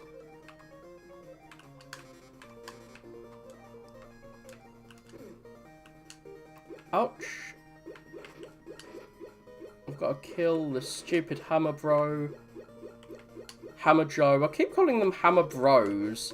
You're not a bro, you're Bro Joe, the Hammer guy. And now we're finally here at the final boss, who needs a charge shot. Well, the first phase of the final boss. He does that annoying thing that I mentioned Susie doing, where he makes the, like, the screen shake, and you can't jump when the screen's shaking. It doesn't stun you like Gutsman and his screen shake does. There's no Gutsman in any... I've just realised there's no Gutsman in any of the, Mega Man World games. What is up with that? Dr. Wily's obsession with Gutsman is finally gone. Ouch. So, now there is only one weapon that hurts the second phase, and this is so annoying, I hate it. There's only one weapon that hurts the second phase, and it's the thing you got from Punk. But he shoots these green goo balls at you that deflect your bullets. So the main challenge here is to get your bullets in without them getting deflected. You've got, like, Mega Man has to throw his baseball in, like his basketball into the hoop, without it getting intercepted. Now I've got an E-Tank. If I get hit one more time, I will use said E-Tank, because I can actually beat this game reliably without taking, without using save states, if he doesn't just constantly block all of my shots until I run out of ammo for my Punk weapon, which is the only thing that can hurt him. Like, I guess this is what Mega Man 3's final boss would have been like if Rush Jet wasn't nerfed. It was nerfed. Because Rush Jet was not nerfed in Mega Man 3, as you know. You can move it up, down, left, right. You basically have full control in the air in Mega Man 3, whereas here, no, it's just straight ahead like in later Mega Man games. So Wily is running the hell away, but this is the end of the game. We have defeated Wily. His castle's going kaboom. Boom, boom, boom, boom, boom, boom, boom, boom, boom, boom, boom, boom, boom, boom, boom, boom. We have destroyed Dr. Wily, and I'm wondering if I have enough time to play through Mega Man World 5. Are you guys gonna stay here if I play Mega Man World 5? Because I wasn't gonna play it if I didn't have an audience, but I kind of have an audience now, and I've got 2 hours. Which is enough time to play through that. I've got about 2.5 hours if I need to play it. So I will let the credits run for a bit and see if you'll answer that question. While I grab myself a coffee. So yeah, like all the credits in these games, Mega Man will tell you what these enemies are called. Cool, I will play through Mega Man World.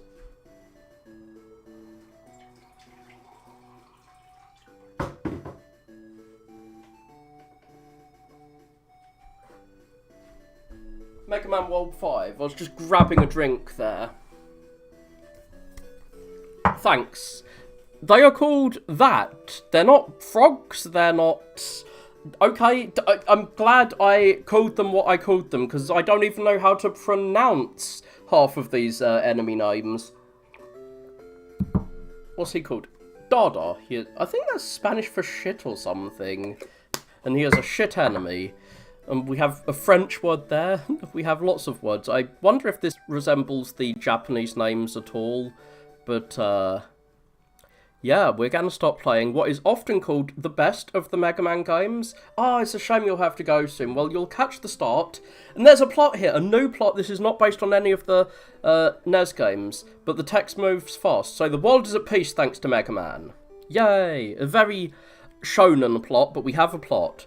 Dr. Wily's fourth attempt, well, at world domination, his fourth attempt in the world games. I guess the world games are in a different continuity. So Wily has faded from the minds of the citizens of the world somehow, despite trying to take over the world multiple times. I guess he's never particularly successful. But a few months after Mega Man World 4, so I guess this, we have a time frame here. It's a few months later, someone has come down from space. And look, Mega Man is in his civilian clothes with his sister / robot sister, whatever. And, oh no, who's this? Mega Man has black hair here, not blue hair. So, you're the famous Mega Man. Someone in space has heard of this. I'm Terra, he's gonna terrify me, and you're gonna be my slave. Well, I'm Dr. Light's slave, I'm not your slave. So we've protected our girl, and we have got our armour on. I guess he can just put his armour on like that. Oh no, but I can't hurt him at all. I'm not sure why I can't hurt him, because when you fight him later in the game, the charge shot works fine on him, but whatever. Nani, says Mega Man. My Mega Buster has no effect on him. Yeah, Mega Man isn't a silent protagonist here. He can talk. I guess he could talk in 7 too. A few hours later, the world, and in 8, he even had a voice in 8, was attacked by warrior robots. So this is basically the first arc from Dragon Ball Z, which is the only arc I've seen. It's basically Radish, or Raditz, or whatever it's called. We've been attacked by space robots. Oh no. And Mega Man's woke up after he got his ass kicked. Well, where am I? Says Mega Man. Well, presumably in Dr. Light's lab. Dr. Light found Mega Man and equipped him with the new... He looks very happy here. The new Mega Arm. Oh yeah. We have a new arm now. The most powerful weapon ever devised is Mega Man punching things, basically. Why have the Star Droids come? He has such weird hair. It looks like, I don't know, it looks like a headdress. Why have the Star Droids came here? Everyone looks so off-model in these cutscenes, but yes, this is our new weapon, and I hate it. It's a charge shot, but the fist... Like, the charge shot only goes over half the screen, but yeah, you can skip that if you want, and Dr. Light here will explain what our new charge shot does.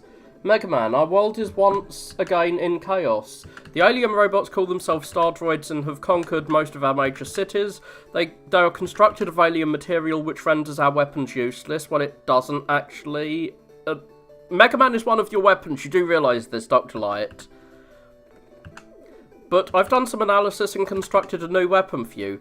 Given this plot stuff, I kinda wish that the charge shot was the only weapon that attacked the enemies. I mean, gameplay-wise, I don't wish that was so, but whatever. It'll replace your Super Mega Buster. I kinda wish I had my Super Mega Buster, at least for other enemies, because it's called the Mega Arm, and it allows you to charge energy in your fist before you fire it. So yeah, you can only fire it across half the screen, which is super lame. Ah, here's Broccoli Boy. Here's Broccoli, not Radish. So yeah, is he there to terrify us? It's weird that he's a space alien, but is named after Earth. I have also created a freaking cat, Meow. His name is Tango, okay. So yeah, we have a cat to go with Rush, I guess. I'll enhance this item, replicator to make powerful items. Yeah, we have a shop. We get these pea chips that are found around the world, and like, even if you die in a level, you'll keep the P-chips you collected so you can use them to get E-tanks and stuff. But you can only get up to 4 E-tanks, which kind of limits how useful that is, but you can get some other actually useful shit. So I will play, hopefully while Benedict's still here, the best level here, and we see like a little preview of their attack and like what they look like. So they're all named after planets. Here's Mercury, Sailor Mercury here. I haven't seen Sailor Moon, but that's what it reminds me of. Stupid Birdo who's gonna die in one hit and respawns. I hate that enemies respawn so quickly in this, but I do like that they drop live sometimes. And this conveyor belt changes direction after a few seconds, but it just puts us on a totally safe platform. Those spikes on the ceiling, you can't actually reach them no matter how high you jump. We don't start with Rush Coil, by the way. Mega Man has decided to stop being a dog person, at least for now, and become a cat person. Tango requires you to charge him up to use him, and he just starts bouncing around like crazy. It's just a crazy kitty. So, yeah, you can get knocked in the head by these blocks and, like, causes you to get stunned and fall down, but the conveyor belt above is delaying the blocks from being in the same area you are, so you don't have to deal with the blocks quickly. This bird here is basically the same challenge as earlier, like it's a conveyor belt with a bird, we dealt with that earlier. Oh, it's a horrible respawning bird too. Again, I don't think you can actually touch those spikes no matter how high you jump, so they're just there to cause you anxiety. But here we have a block that drops straight onto a conveyor belt. It is a new challenge. And here's some blocks dropping into a pit again, like we dealt with earlier. And oh, we dealt with Dustman earlier. It's Dustman's weapon. I guess his defeated Dustman too, just like us, since he's got Dustman's weapon. Oh no, spikes. I missed that optional P-chip harvest that I could have touched, but who cares? What the hell? It's bouncing my bullets off him. And part of him, his giant circular saw, reminds to do bad things to me. Stop teleporting into my face, ah. Oh god, he literally did try to teleport into me. What does he think he is? Dracula from Castlevania 1? And boinged up into another one of these circular saw guys. Circular saw bro is in a completely safe location. Like, I cannot be hurt by him. In fact, it's even safer. It's even safer to fight him here than the first time we fought him when he was on a slightly elevated platform, because his circular saw can be evaded by just climbing that ladder. So we are in a crusher, but we've got Dustman enemies, we might as well have Dustman's Crusher, but it's a much safer version of Dustman's Crusher than the one Dustman had. This is like nerfed Dustman Crusher. But still, that last section, hard to do without sliding through it, because it's quite long. Hammerhead Shark Bros. I'm not really sure how to get to that ladder without him getting me. Okay, I'll just run quickly. And he can turn around. He can turn his head and shoot you from the other direction. This dude, I don't think he can get me here, but I can get him when he jumps up. If I'm really cautious, then I'll just stand there killing him. I was going to drop down and shoot him, but I didn't realise how quickly he would die. I did not need to drop down.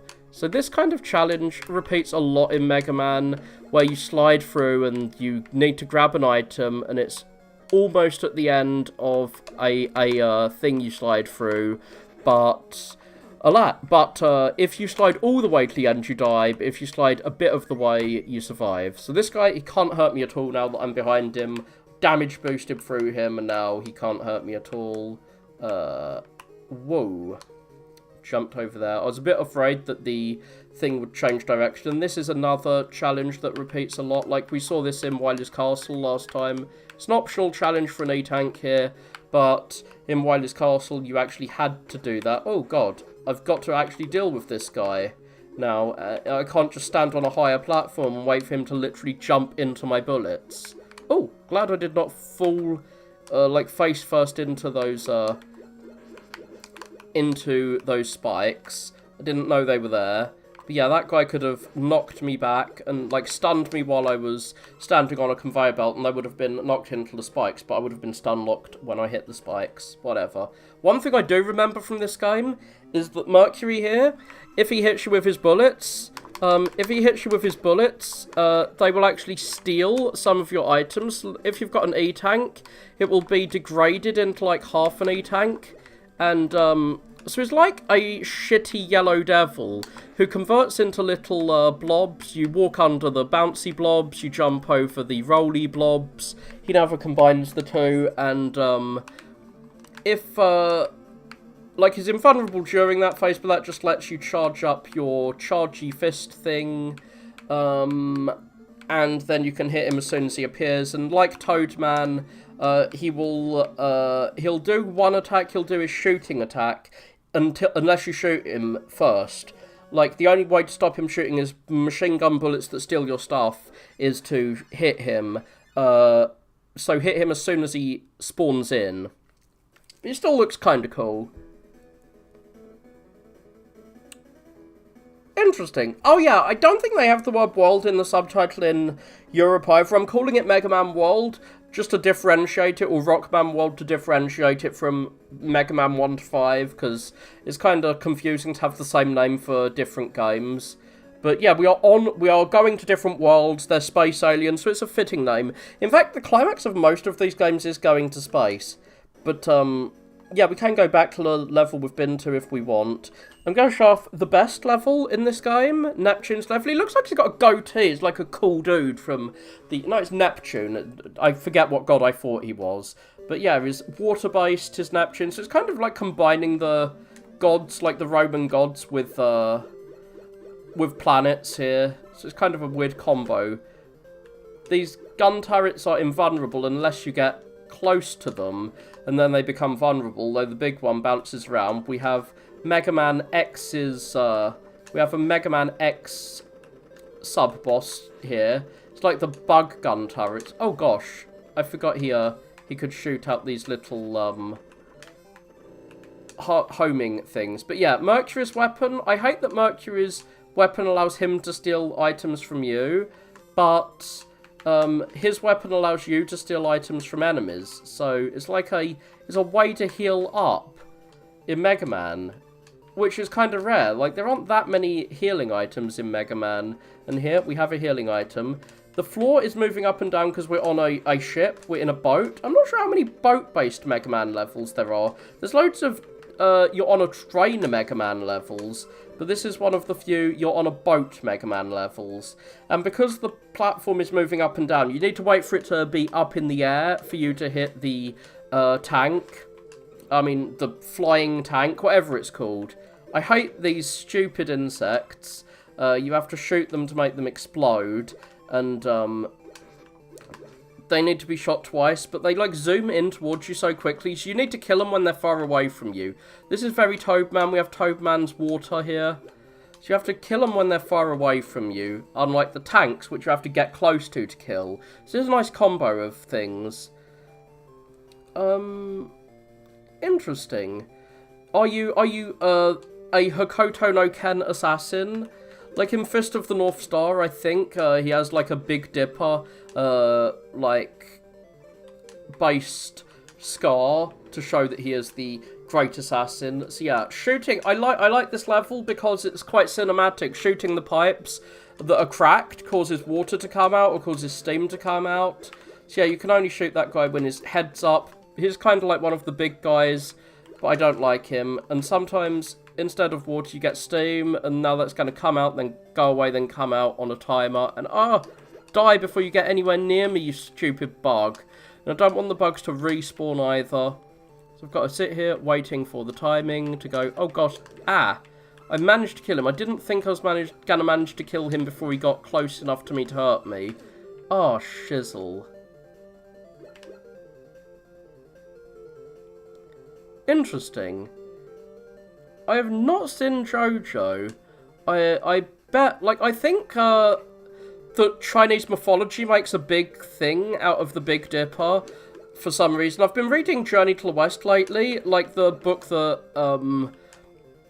that Dragon Ball is based on. So this water's going to pull me down if I jump into it. But whatever. I've been reading the book that that's based on. It talks about the Big Dipper a lot. For whatever reason, it seems to be like a big thing in Chinese mythology. Oh god, what is this? A Lekman's level? I've got to wait for the thing that turns on and off to turn off so I can move through it. And I've got to do that again. But hopefully I'll be able to grab an extra life here, at least. Oh gosh, my timing was off.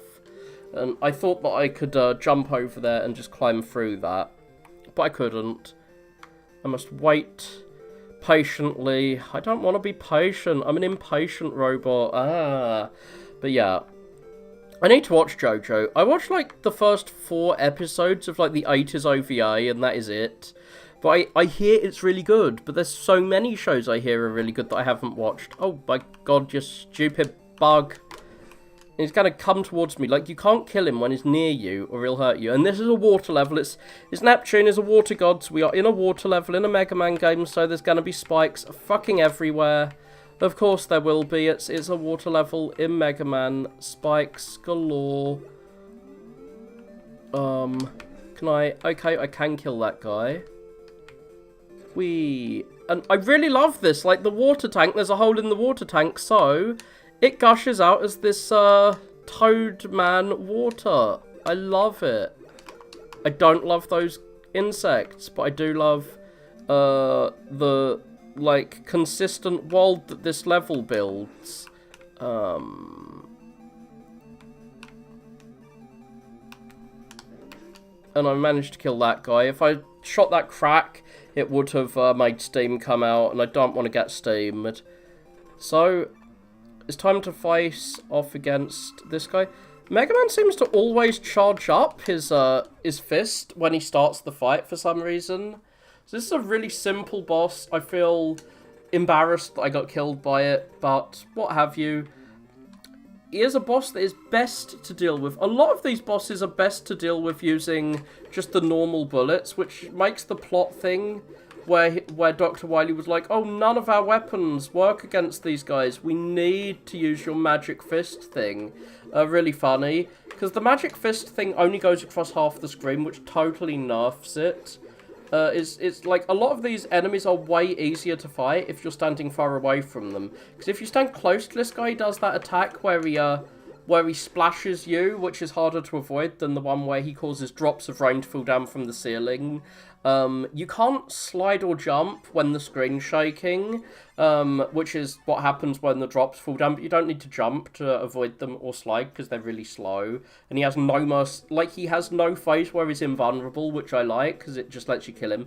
Doesn't Mega Man look really weird and off-model here? I like that he looks so happy. It's like he's firing his gun in the air in celebration of his victory. But he looks really weird and off-model in all of these victory poses. Not quite Mega Man World 1 if you saw the victory pose in that, where Mega Man, like, you see half his body. I do like the weapons in this game. Like, this splashy thing, like the water that splashes...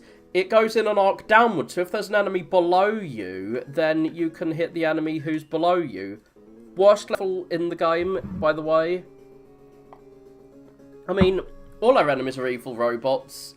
I mean, they are evil robots. Oh yeah, Mega Man looks like an evil robot. I guess he does. Well, he's a good robot. He's evil to his enemies. So here's, like, those... this guy is kind of like the frog enemy, except he's big and fat. So you can shoot him even when he's in front of you. You're like a fat frog. So we have some landmines here. It's Mars, who's the god of war, so we have lots of fights. Oh god, it's Gamera from Mega Man 7's Wily Castle, I guess? Yeah, you can shoot this guy's bullets out of the air, so... This is like a shitty version of the monkey robot from Mega Man... Well, from Woodman stage, to be honest. But from Hardman stage 2. It's a shitty version because you can't move horizontally. This rocket flies up into the sky. It's best to kill it before it starts flying because it's hard to deal with once it's slowly parachuting down and homing in on you. But whatever. Platforms that shoot up into the sky, just don't stand on them. Like, it's optional to stand on them. Oh, I thought I'd be able to walk over there. I couldn't. I still don't have rush. I don't have my powerful rush. Oh, my rush coil, so I can't get up there. I was a bit scared there'd be spikes below me, but there weren't. And yeah, that was basically the same challenge twice in a row. Oh no, it's one of these frogs that shoots missiles out. Yeah, I guess the lack of animation with it just being like a static image is kind of weird. So, wait for the landmine to explode so I can stand at the edge of the platform and jump over. There's no way to, touch those spikes on the ceiling. I mean, if I'm on the monkey platform, I can touch them, but whatever. He should. He'd be much happier. Like, Proto-Man could work with Wily too. They could all have fun. Like, Proto-Man is, like, in and out of working with Dr. Wily. God, this is what... I was getting punished for saying that is, like, a nerfed version of the monkey boss. Because he hurt me there. So, yeah, you have to slide onto one of these moving platforms. It's, like, the only time the moving platform is an issue. Is when you have to slide onto it. But, yeah, I sometimes criticize fan games for making the, for making Mega Man look off-model in cutscenes. He kind of looks off-model in every Mega Man game cutscene, except, like, Mega Man 9 and 10. Mega Man 11 is on-model for the weird redesign of Mega Man that 11 gave him. So that's a cool boss, a cool sub-boss. Unfortunately, because he has no mercy invincibility, you can just tap attack repeatedly to kill him. But his ball bounces around, it's a physics-based thing. Okay, I can't get that E-Tank because I don't have... Rush Coil. Oh no, I don't have Rush Coil. Are there spikes beneath me? There are gonna be spikes beneath me, oh god. I avoided the spikes, yay. So I like this. I kind of wish the mines were all over the screen, so we had to deal with Gamera and, while moving around. But you don't have to move around, you just have to not stand on the specific title. Oh my god, the specific tiles that have that. I forgot how fast that moved out. I know some of them move quickly and some move slow. I forgot just how fast that one moves. But yeah, I kind of wish this whole section was covered in landmines and not just, like, 2 blocks. You just avoid standing on those 2 blocks, like you avoid standing on that block that's going to shoot up and kill you, which I didn't do. And this guy is kind of like the sub-boss, because he shoots a little ball that bounces around, but it's a ball that does 1 unit of damage to you, so who really cares? I could shoot this guy with Mercury Man's attack to heal myself. And yet, even if you shoot projectiles, you can't shoot this guy's projectile, which is kind of annoying. It's a projectile you cannot shoot. But, projectiles that you can shoot, like rockets that home in on you, or like this guy's rockets, can be shot with Mercury Man's attacks to heal you up. I kind of wish that guy's attacks couldn't be shot. Like, I like that you can shoot, homing weapons. I didn't notice that landmine at first. I like that you can shoot homing... Oh, gosh. I didn't notice that there was going to be a rocket attacking me. But yeah, like, that enemy, the frog/rabbit that shoots at you with missiles, enemy would be so much harder if you had to jump over his missiles instead of just shoot them out of the air with rapid-fire attacks. It's just bush and mash a clock. Oh yeah, another weird thing about this this particular game is you often just cannot leave the screen you're on. If you're on a screen, like, you can't go back a lot of the time. And if there's an item that you just missed, that can be kind of annoying. But yeah, we just had a repeat of the Gamera in the minefield screen. I'm calling it Gamera, that's like Mothra or Godzilla. It's like one of the monsters in the classic Japanese monster movie genre. But it's a monster turtle, and Mega Man 7 had a boss that's clearly based on Gamera. In fact, it had like a whole level, like the weird turtle-based second Mega Man Wily's Castle level in Mega Man 7. Is a shield enemy going to appear to me and attack me or something here? No, it's just one of these dudes. Who cares? I care if the dude respawns. Like, are you too close to respawn? Oh, I hate that you have a phase where you're invulnerable. How dare you have an invulnerable phase? But yeah, I like that there's a weapon that can heal me, which is... something unique to this. I don't think I've seen Mega Man have a weapon that can heal himself with. This is my least favourite level in the game, but it's got my most favourite boss. He shoots up these missiles that you need to jump over. Like, he has quite a few phases. Then he shoots a bunch of bullets that you need to rapid fire shoot through, or use a turbo controller to shoot through.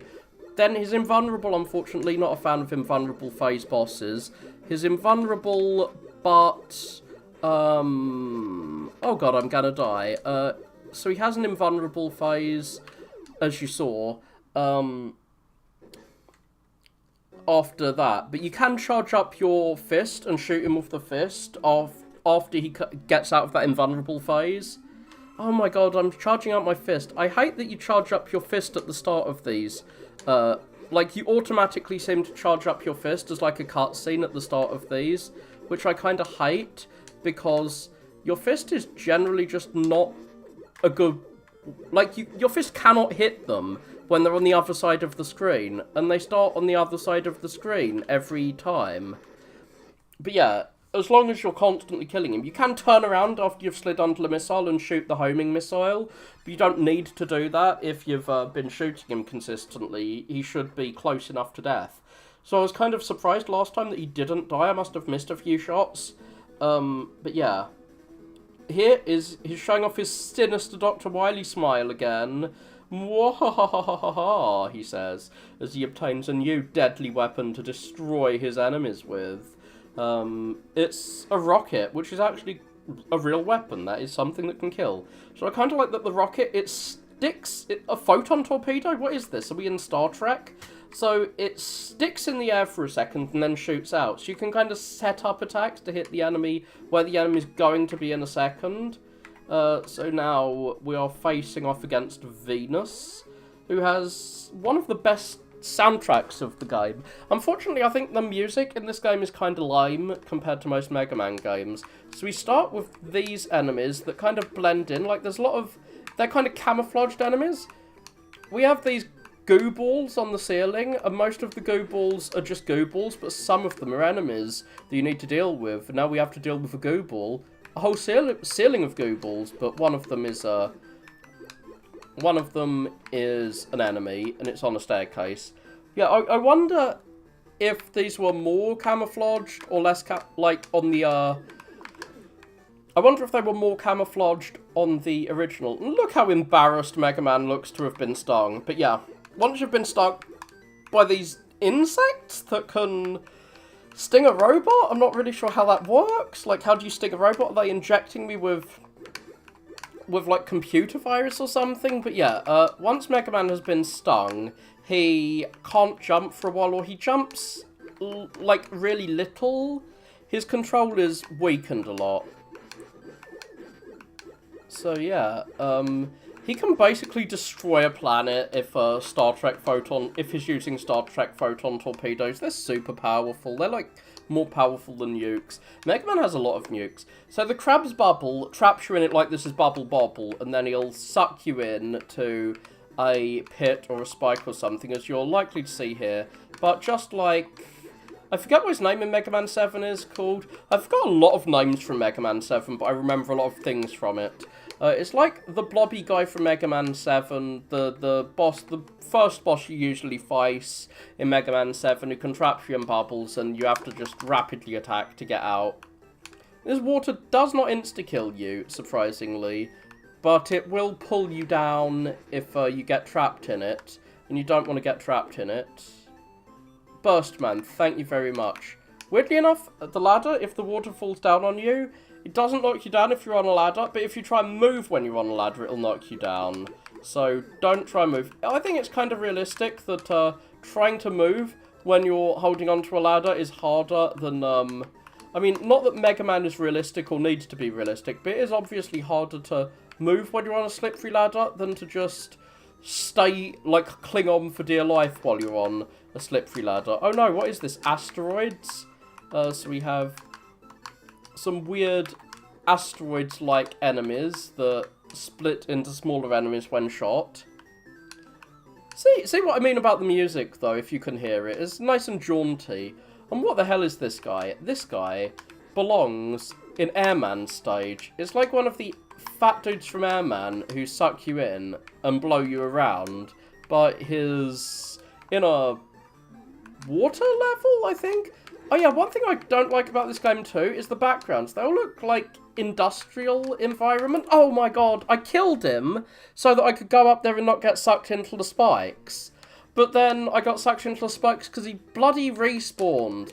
One of my least favourite things about this game is respawning enemies. Like, if enemies are going to respawn the moment you go off screen, don't have scrolling screens. Just have static screens like Mega Man 1 did.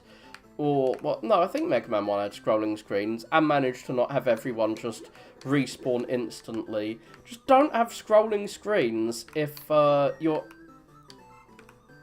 your enemies are going to respawn instantly. So this platform, like the tile of this platform below me, just disappears.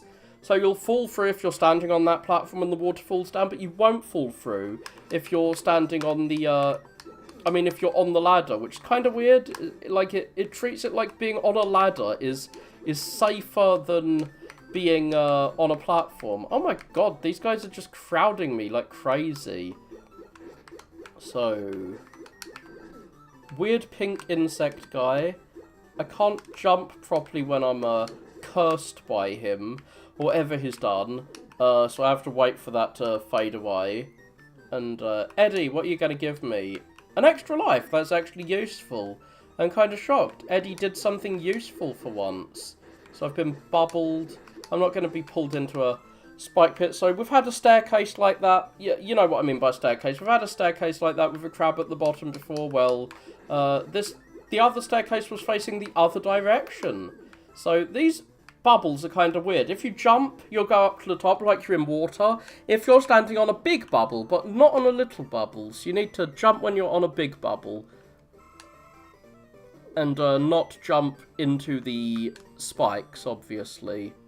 Whoa, it's a completely empty room. Not sure what this room's for. It's a useless room. And a useless crab, too. Like, the crab cannot do squat to you. He's out of range for your charge shot as well. Like, this is one reason I don't like the charge shot being nerfed like this, is that, like, there's many enemies that are just completely out of range for your charge shot now. So it takes it away as an option. But it's better than the recoil in Mega Man World 3, at least. The recoil stops you jumping or sliding after you've used your charge, which basically leads to so many deaths that I never use my charge in Mega Man World 4 when I can help it. Okay, hardest part of the level. Oh yeah, if you just fall down into them, you bounce too. So I need to stand here and bounce over that. And now I need to slide onto these. I need to get as close as possible before I slide so I can actually get underneath it. It's a bit hard to judge when you're close to it. And boing over the last one too. So that, I should survive now. This bit reminds me of part of Mickey Mouse's Castle of Illusion, like the water stage in that. We have to wait for the water, except in Castle of Illusion, the water just insta-kills you if it touches you, whereas here, it doesn't insta-kill you if you jump into it or something. It only insta-kills you if you're, like, on the floor. The floor that it destroys. Oh, it's another staircase with a crab on it. How many of those have we seen? Like 5. That crab looks like he belongs in Green Hill Zone. He looks like a true Dr. Wobotnik enemy. I'm wondering if I have any weapons that would allow me to kill this guy without endangering myself by jumping down here. So he can change the direction he's pushing and pulling you rather rapidly, which is not pleasant. So yeah, I was having to struggle quite grandly there against the sucky pulley guy who's sucking me and pulling me in different directions into the deadly, deadly spikes. Oh, come on. I wish I had a weapon that could shoot upwards. That is foreshadowing, because you get a weapon that shoots upwards by beating Venus Man. Whoa. And now we will beat the beautiful Venus Man. Venus is the goddess of love. Why are you a beetle? I don't know why you're a beetle. Maybe it's to do with, like, the myth that Venus arose from foam. Maybe that's why Venus is a bubbly, bubbly boy here. Yeah, Julius Caesar claimed descent from the goddess Venus. Ouch. Like, it doesn't make much sense either as a planet, because Venus doesn't have bubbles as a planet, as far as I know. And it doesn't have, this... For whatever reason, he looks more like a Mars than a Venus. I mean, I'm sure there's many fan games with Sonic and Mega Man. The official Sonic comic, the British one at least, had a Mega Man section in it. And I think the Archie Sonic comic did too, or at least had a crossover. We are both blue platform games from the 90s, and we can both have sinister grins, I guess. So yeah, this is our weapon that shoots up in the air. Wonderful, wonderful, Sugarashi Sugoi. It can also catch onto a wall and ride up the wall, which is much less useful. But yeah, I find this very useful to deal with enemies that are otherwise incapable of being shot because they're too high. And I got Rush Coil too! Oh, woo! So if I'd done other levels first, I would have got Rush Coil. So now we are facing the intermediary boss, but first, I'm going to see if there's anything I can buy with P-Chips. There's no point buying E-Tanks, because there's so many E-Tanks that you can just find lying around. We can finally get the energy balancer, so we don't have to keep going into the menu, selecting the weapon we want to put energy into, blah blah blah. But the first thing I'll get is the Mega Arm. There are two upgrades to our fist. This one turns it into Ringman's weapon. You know how Ringman's weapon can grab items for you and pull them back to you? Well, now my charge shot can do that, which is super useful. I'm finished yet. And there's another weapon. Like, the only place you can get S-Tanks and W-Tanks is here, so those are actually worth buying. So we are fighting our dude with our, like, headdress. So Mega Man is like a player new to the game here. He's testing out all of his various moves to see what will destroy the wall. And his fist actually destroys the wall. Whoa. It is a useful fist. It is a fist of fury. And Mega Man is confused. I like that they've managed to give him some emotion with just his few gameplay sprites. That's strange. There's nothing here. Unfortunately, the slow text crawl does make it rather strange when it's like, there's nothing here. Like, weird gaps in his cadence. It's been a long time, Mega Man. I didn't expect to see you in one piece again. But that's of little consequence now. Well, maybe you should have killed me when you had a chance instead of just knocking me out. I'll destroy you as I did before. Well, you didn't destroy me, you just knocked me out. Maybe he cut my arm off, like, Luke Skywalker. Oh no, spoilers. Then I got a replacement robot arm. Like, maybe that's why Dr. Light gave me a robo arm. Well, a different robot arm to the one I used to have.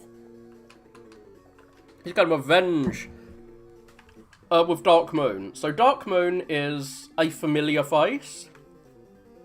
We will see this familiar face soon. It is... Yes, it's a yellow devil, except it's dark and purple. Unfortunately, we don't have to remember his pattern like with the yellow devil, because he, all of his attacks can just be jumped over, basically. Sort of. There's none that you need to slide under, and unlike in Mega Man, like in the original Yellow Devil, there were some attacks that you needed to do like a little tap jump, and some you needed to do a full jump over. But yeah, the bouncy ones you walk under, the ones he shoots over to the side, you jump over, and you can jump over all of them. The highest one you don't jump over, like you just stay still under it. The main annoyance of this dude is that his projectiles can cancel out your projectiles. So if you try and do multiple charge shots on him, you're in for a bad time. So shoot him with a charge shot at first, and then just use normal bullets for the remainder to get a few extra hits in. I said a few extra hits, and I didn't manage it. But yeah, he does the exact same pattern every time too. So, I mean, he's not exactly the Mega Man X4 Yellow Devil? It's X4 that has the Yellow Devil, right? Or is it X5? I forget. I've only played X4 and 5 once, I think. Well, I played through them as both 0 and X. But I have not played them enough, because I know they are well-regarded games. I found 5... Like, 5's controversial, I know that. I really didn't like 4 until I played 5, and then I liked 4 a lot more. And I didn't like 5 until I played 6, and then I liked 6 a lot more. That's the benefit of the X games declining quality, is that they make the previous games look a lot better in retrospect. So we have defeated the easiest of the devils. I think the Green Devil at the start of Mega Man and Bass in the intro stage is harder than this guy. NGL. So yeah, this equivalent of a Shadow Devil is, like, this devil is cool, but is very easy to kill. And, so yeah, we have a cutscene. I forget what I was about to say. So we've discovered some shocking news. The Star Droids are stealing Earth's resources to make even bigger robots, and we need to stop them before they do that. So we are actually gonna make... Mega Man is like, no, we need to strike now. If we can transform Rush for space travel, we'll have a surprise attack and wipe them out. So we are quite evil. We are genocidal, Mega Man. We are going to do robot genocide on the space robots. And Dr. Light is like, stroking his beard, should we really do that? Yeah, we'll modify Rush and give him extra firepower. Woo. I'm not sure why he's instantly asking me if I want to buy things. Like, he's a very, he is quite the merchant here. He definitely wants me to purchase things instead of going to the next 4 levels. But yeah, Rush Jet has been converted, like, Rush Marine, in fact. This is Rush Marine Sprite. Rush Marine is actually useful for something, for going into space.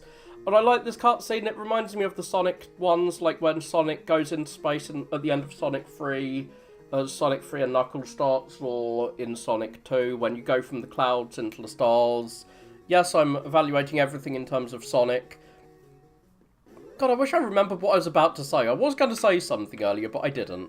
I don't remember what it is. We are fighting a female-looking Robot Master. A lot of people say, oh, Splash Woman's the first female Robot Master. I'm not sure how the robots are male or female. Are they anatomically correct? I have not checked. But yeah, we have this, Meow Kitty Cat Girl, Robot Master. But yeah, this is a Met tank. To kill it, we need to do a charge shot with our fist to knock open its shield and then shoot it in the face with a pellet. Ouch! That platform degrades almost instantly. Unfortunately, we do start to get enemies that repeat from previous levels. All the enemies that thus far have been unique to the level they're in, but the Hammer Guy is new here. Oh, bye!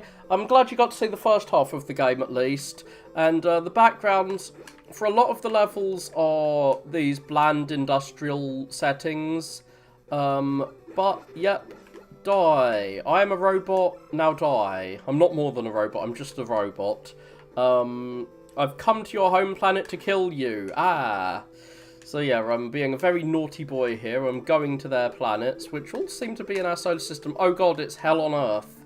I hate this guy, I hate this guy, I hate this guy. So these magnet-looking dudes shoot across the top of the screen. Ouch. I thought I was just tapping the jump button, but I accidentally held it down. So these magnet-looking dudes shoot a projectile that hits the floor, and once it's hit the floor, the hell? Oh, I'm just damage boosting through him. So once their projectiles hit the floor, they scoot along the floor, and it can be quite hard to avoid those, especially when they scoot along the ceiling. And if those red platforms, if you go underneath them, they will drop on your head, dealing damage to you.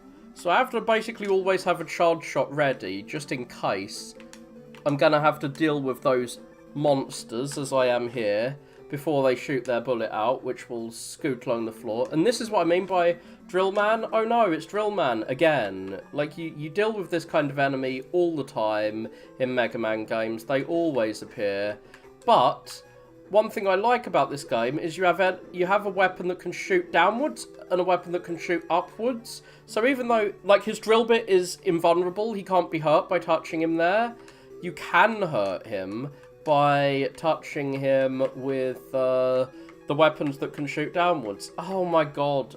You need to complete Uranus's weapon, like, level to get the weapon that can pick this up, which is literally just Gutsman's weapon. We have no Gutsman in these games, but we have Gutsman's weapon. But you can't, like, you have to get that weapon to deal with this level. Like, you need Uranus's Gutsman weapon to get the secret from this level. There is a secret in all 4 of these levels, by the way, and it's, again, Sonic themed, basically a Chaos Emerald.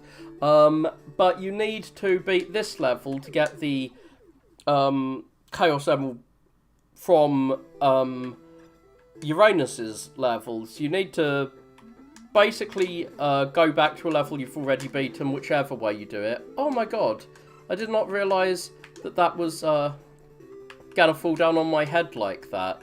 Ouch. Well, I noticed that one at least.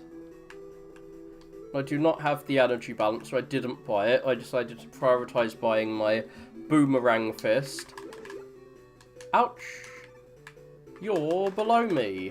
So that vertical arrangement of those enemies is kind of cool, I find.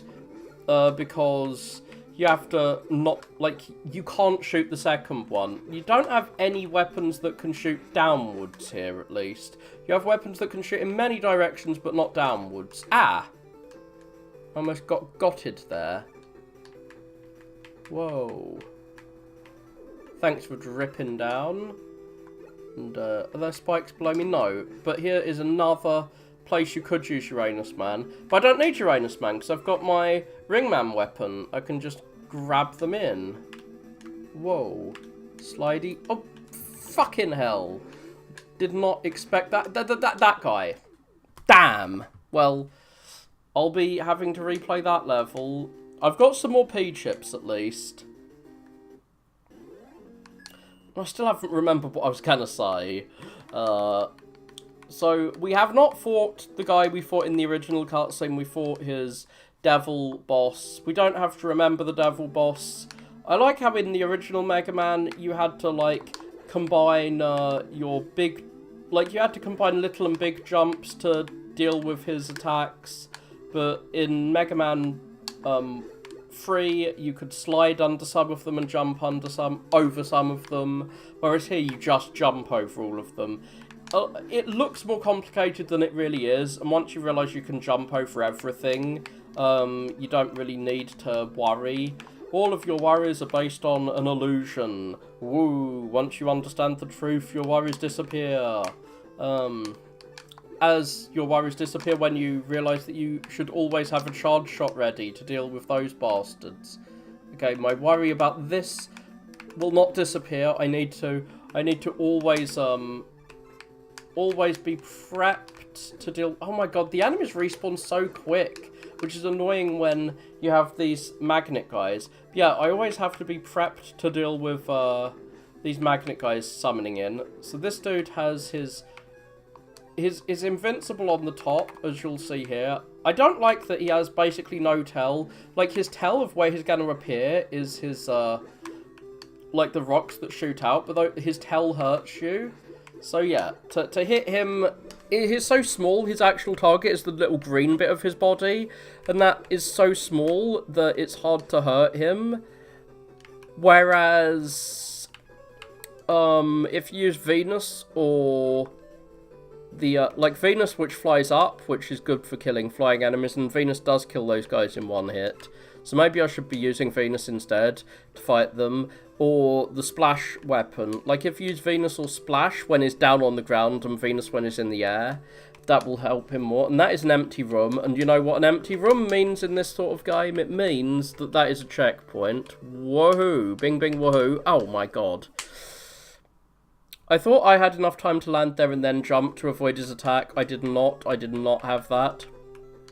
I don't actually know what the enemy's weaknesses are in this game because, I mean, the boss's weaknesses, because the bosses are all fairly weak, but the levels they're in, not so weak. Like, the levels are definitely the hard part of this game, not the bosses.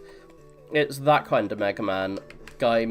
Whoa, you didn't die in a single hit? I'm shocked. I'm going to use my missiles, because I barely use the missiles. What? I thought he was too small for the missile to hit him. Thankfully not. What does the missile do to this dude? Does it... Okay, it just bounces off him. I haven't really attempted weapons on this guy, other than the charge shot. Okay, the weapons are not the best way to deal with him. He really does need me to charge shot him to punch out his shield. I'm gonna punch out your stupid shield, and then I'm gonna punch you out with my laser beams. Oh yeah, gonna grab me a healing item and a P-chip with my boomerang fist of doom. So this time I know he is coming, and I know that he is coming. I wasn't able to kill him in time. Oh, there's literally nothing up there. I was expecting to find some treasure up there at least, but no. Venus is my name. I will blow you the hell up.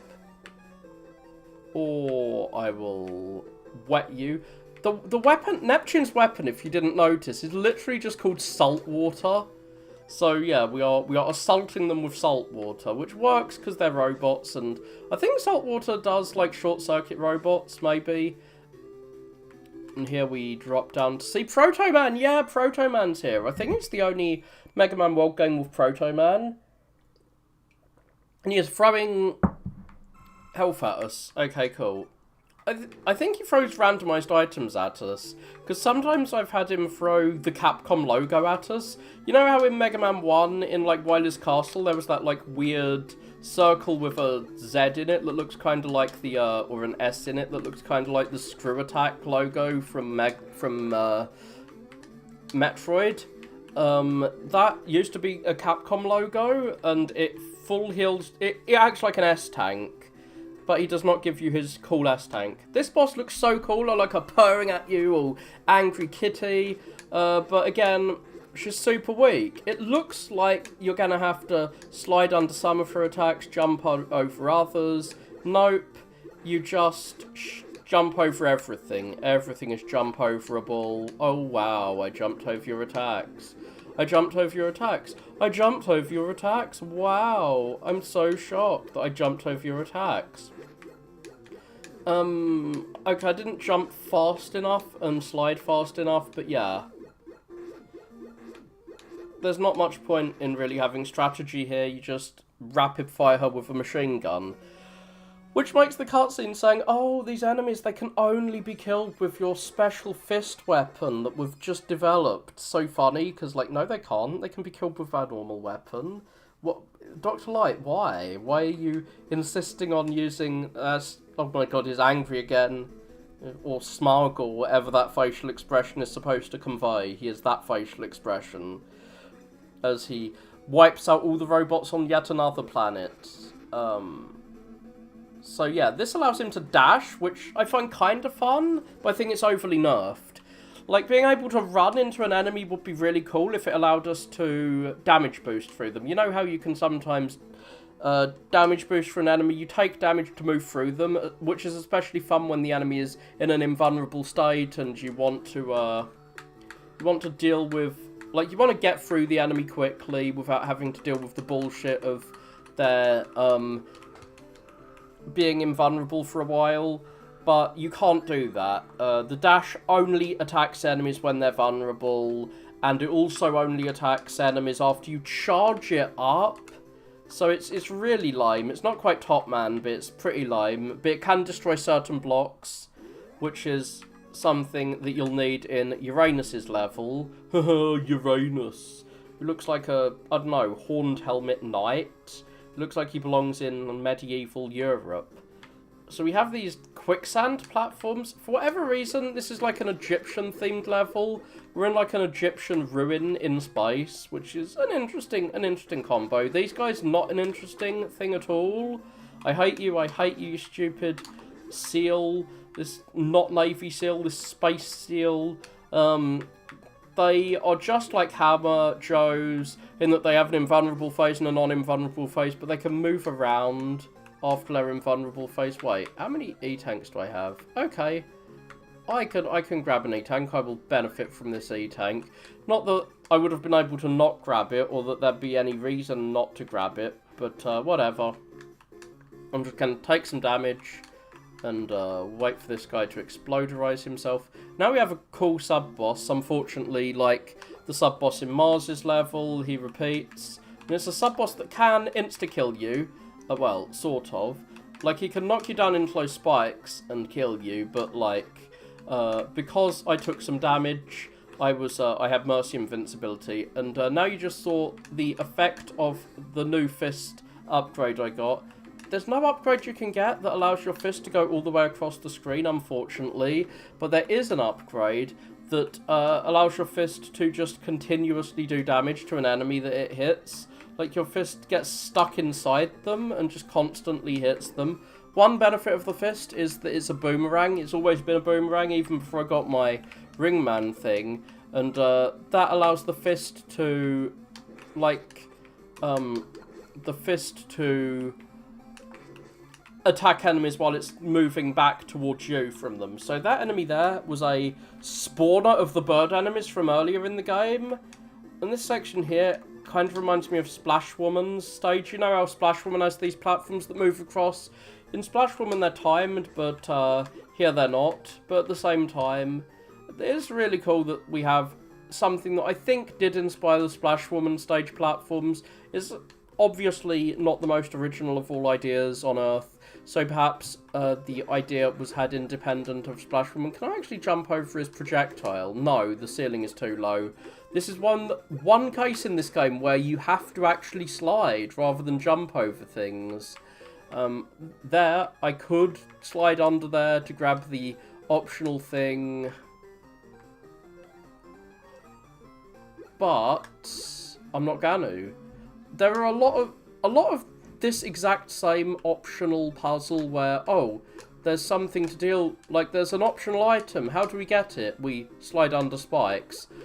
I don't particularly like that they use this same thing over and over again, though sometimes they combine it with, there's an optional item behind some spikes, and this time, we need to, like, deal with a particular enemy, like the time when there was that rocket enemy who shoots up after the spikes. Yeah, here is the first. I was not joking about there being Chaos Emeralds in this game. You have to collect these gems from each level. I mean, we don't have to, but we can. It is an optional thing we can do. I said before that I like the water because the salt water. It's literally just called salt water because it allows you to shoot enemies who are below you. But this enemy, not only can nothing attack him in his invulnerable phase, I really wish there was always a weapon that could attack an enemy when they're in their invulnerable phase. But not only that, but the salt water does, like, no damage to him at all. Okay, Venus time, because that enemy is above me in a weird location where it's hard to hit him. Oh my god, I'm going to get rocketed. But I managed to avoid that. There is no low gravity here, by the way, which is annoying. Can I grab that extra? Yeah, I can grab that extra life. If I'd gone into that nook, I would have had to tiptoe all the way to the edge of the nook to get out. Can I Neptune him? Okay, cool. See, that's what I mean by it's... Like, that would have been really hard to jump on the platform and try to shoot him with my gun without him, like, without getting fucked up by his, like, without getting knocked back and down into the pit. I'm not sure why I tried to kill that guy.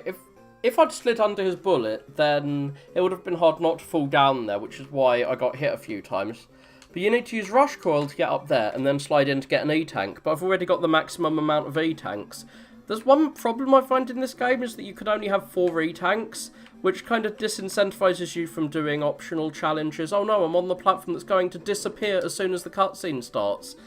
I'm always worried that that's going to knock me in. I think this, I've never checked, but I think this is slightly different from the first time you fought this sub-boss. I think that the moving platform you're on is slightly narrower, but I could be completely wrong about that. Shizzle. I should have just got hit in the head with a rock and stunned, so that if I was stunned, then I would have... I wouldn't have been killed because I would have had Mercy Invincibility. Whoa. Is it's holy salt water, definitely. Well, it doesn't stick around like the holy water, unfortunately. There we go. I've grabbed some pea chips as well. I'm not really sure why it wasn't grabbing it. So let's. I was going to say let's check out killing that. Okay, that killed him really quickly, but only because I got the upgrade. So yeah, I'm not gonna bother grabbing my an E tank when I'm at full E tanks. Whoa. Ah! I'm always afraid I'll get killed by that platform disappearing and also by falling into those spikes, but I've yet to die there so far, I think.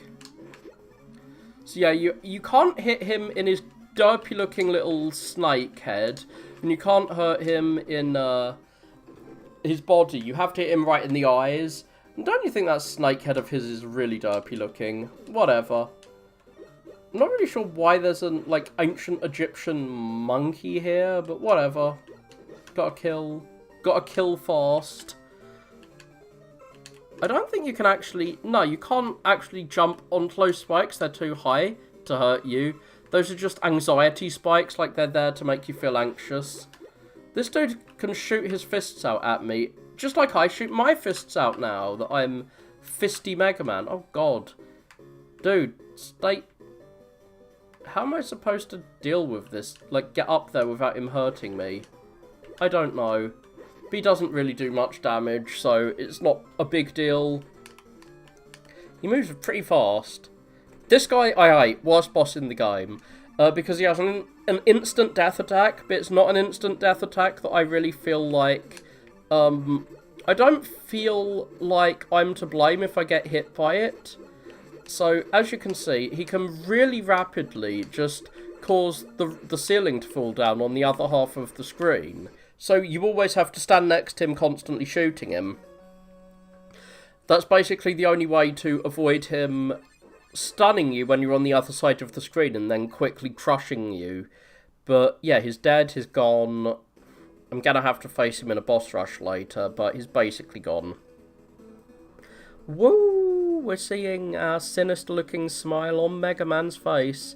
I think it's that, like, his pupils are, like, both towards his nose, which is kind of weird. And here, we've just got Gutsman's weapon. Wow, we've got Gutsman's weapon. Mega Man knows how to use Gutsman's weapon. I'm shocked. It's not like he's not had it since Mega Man 1. What does he even do with his weapons between games? Like, how does he lose them all between games? And we have a little cutscene to describe the Chaos Emeralds we found. I found this crystal. You better analyse it. Let me see. Well, this crystal seems to be the energy source used by the planet's ancient civilization. I guess they all had ancient civilizations on their planets because they've all got crystals. I think we can make an item that will reduce the energy consumption of your weapons by half. So yeah, I need to collect all the crystals. Yay, off I go to collect all them crystals. But first, well, I am going to collect a crystal first.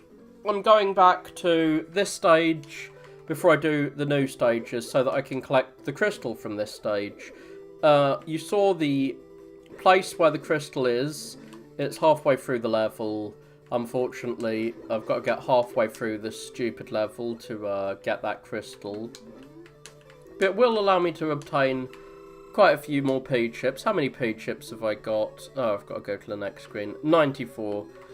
I might be able to purchase my energy balancer, which is obviously a really useful thing, so I'm not sure why I didn't get an energy balancer so far. Well, it's because the Fists of Fury are even more powerful. Oh my gosh. Die. Am I gonna die here? Whoa. No. I managed to kill him as he spawned in. I remembered his existence and how annoying he was, so I killed him as he spawned. Oh dear. I can't kill him in a single go, like in a single cycle. Oh, I did manage to kill him in a single cycle. And I think, yeah, this is where the Uranus is. The Gutsman thing. Whoa. Gonna grab ourselves an extra life and I actually don't think I can get that crystal now those blocks are gone, so I'm restoring the blocks. We have to tiptoe as far towards the edge as possible to make that jump. And I forgot exactly how many pixels of foot he can have over the gap.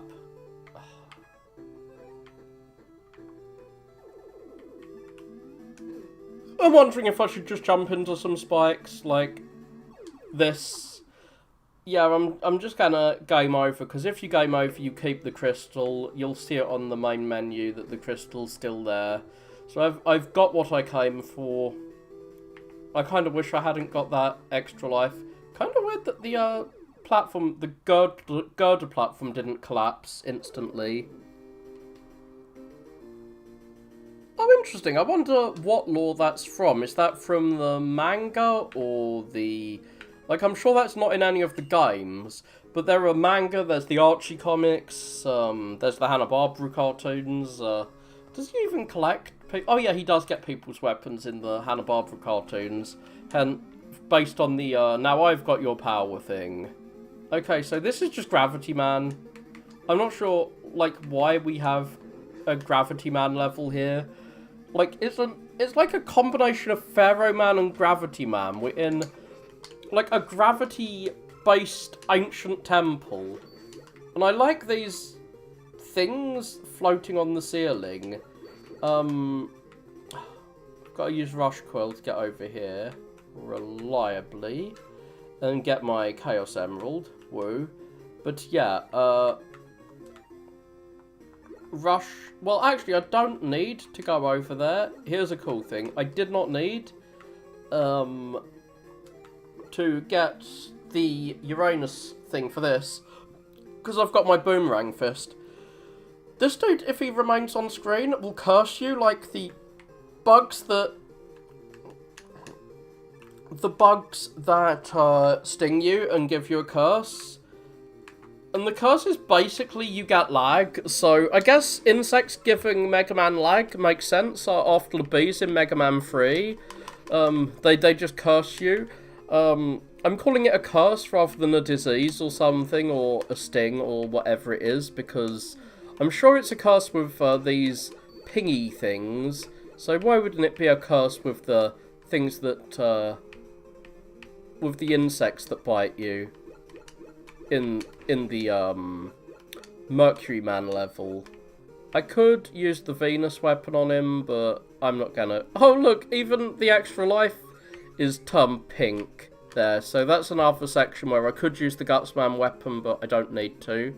So, off I go. Yeah, a comic or a cartoon has to actually explain things that a video game can just say, hey, that's just a convention. So, you use a full jump but every time you're in the, oh god, I'm gonna die here, am I not? No, I'm not. You use a full jump every time that you're in the high gravity, and just a little tap jump every time you're in low gravity. Oh fuck, I thought I was gonna touch that spike before me. It looks like there's gaps in the gravity field, but I don't think there actually are. Like, it seems like he's always in low gravity when he's in that area, even if he's in the black bit. I mean, I'm sure the gravity isn't high there, but it feels like it. That dude runs along the ceiling and then, like, jumps down into your face, which is kind of weird. But, like, he can't actually get you from where he is up there. I think this guy here is the only instance of this particular enemy in the game. He's like one of the bird enemies, but, like, you know the bird enemies who shoot a bunch of bullets at you, who shoot two bullets at you? Oh, warning, stream health. It's saying that my stream bitrate is low. I hope I'm not lagging. But yeah, that's what I was saying. The curse is basically just lag when you get cursed by the beetle. This is the only one of these jumpy on the ceiling enemies that I think can actually get you. Oh no, this guy does appear multiple times, I suppose. I thought he only appeared once. So if we want to get over there, we tap jump. Yeah, oh my god, I thought I was going to die again. So we just tap jump. You get what I mean by tap jump, right? Like, you don't hold the jump down at all. You just tap the button.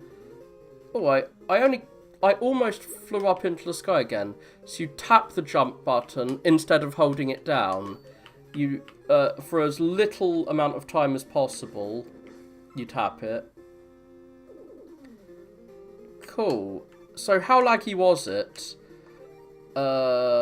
Is it still lagging? Because it's saying that my strength is good, but not very good. It's saying it's gone down, my stream abilities. I don't really know what that means. Like, my stream strength has gone from excellent to good. Oh, blurry. Okay. Blur is okay. It probably makes Mega Man look better if he's blurry. Blurry is okay, right? Like, it probably makes him look better by blurring his pixels like a CRT TV does. I wish I knew what caused the internet to sometimes get like that. Like, when I was streaming Alundra, it did this a lot. I quite like this boss. He combines things... Like, he doesn't have any new or unique attacks, but he has some attacks that I've never seen done the same way. So he sucks you in there, and, like, he can... Oh my god, I'm gonna get killed here.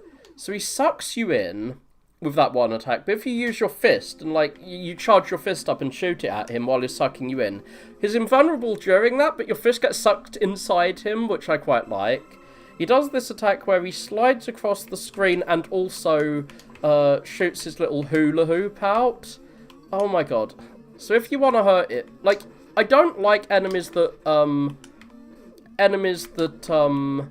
stun lock you, like Brightman. But this guy is slightly better than most of them in that his... I hope he's not giving anyone epilepsy or anything with all that flashing.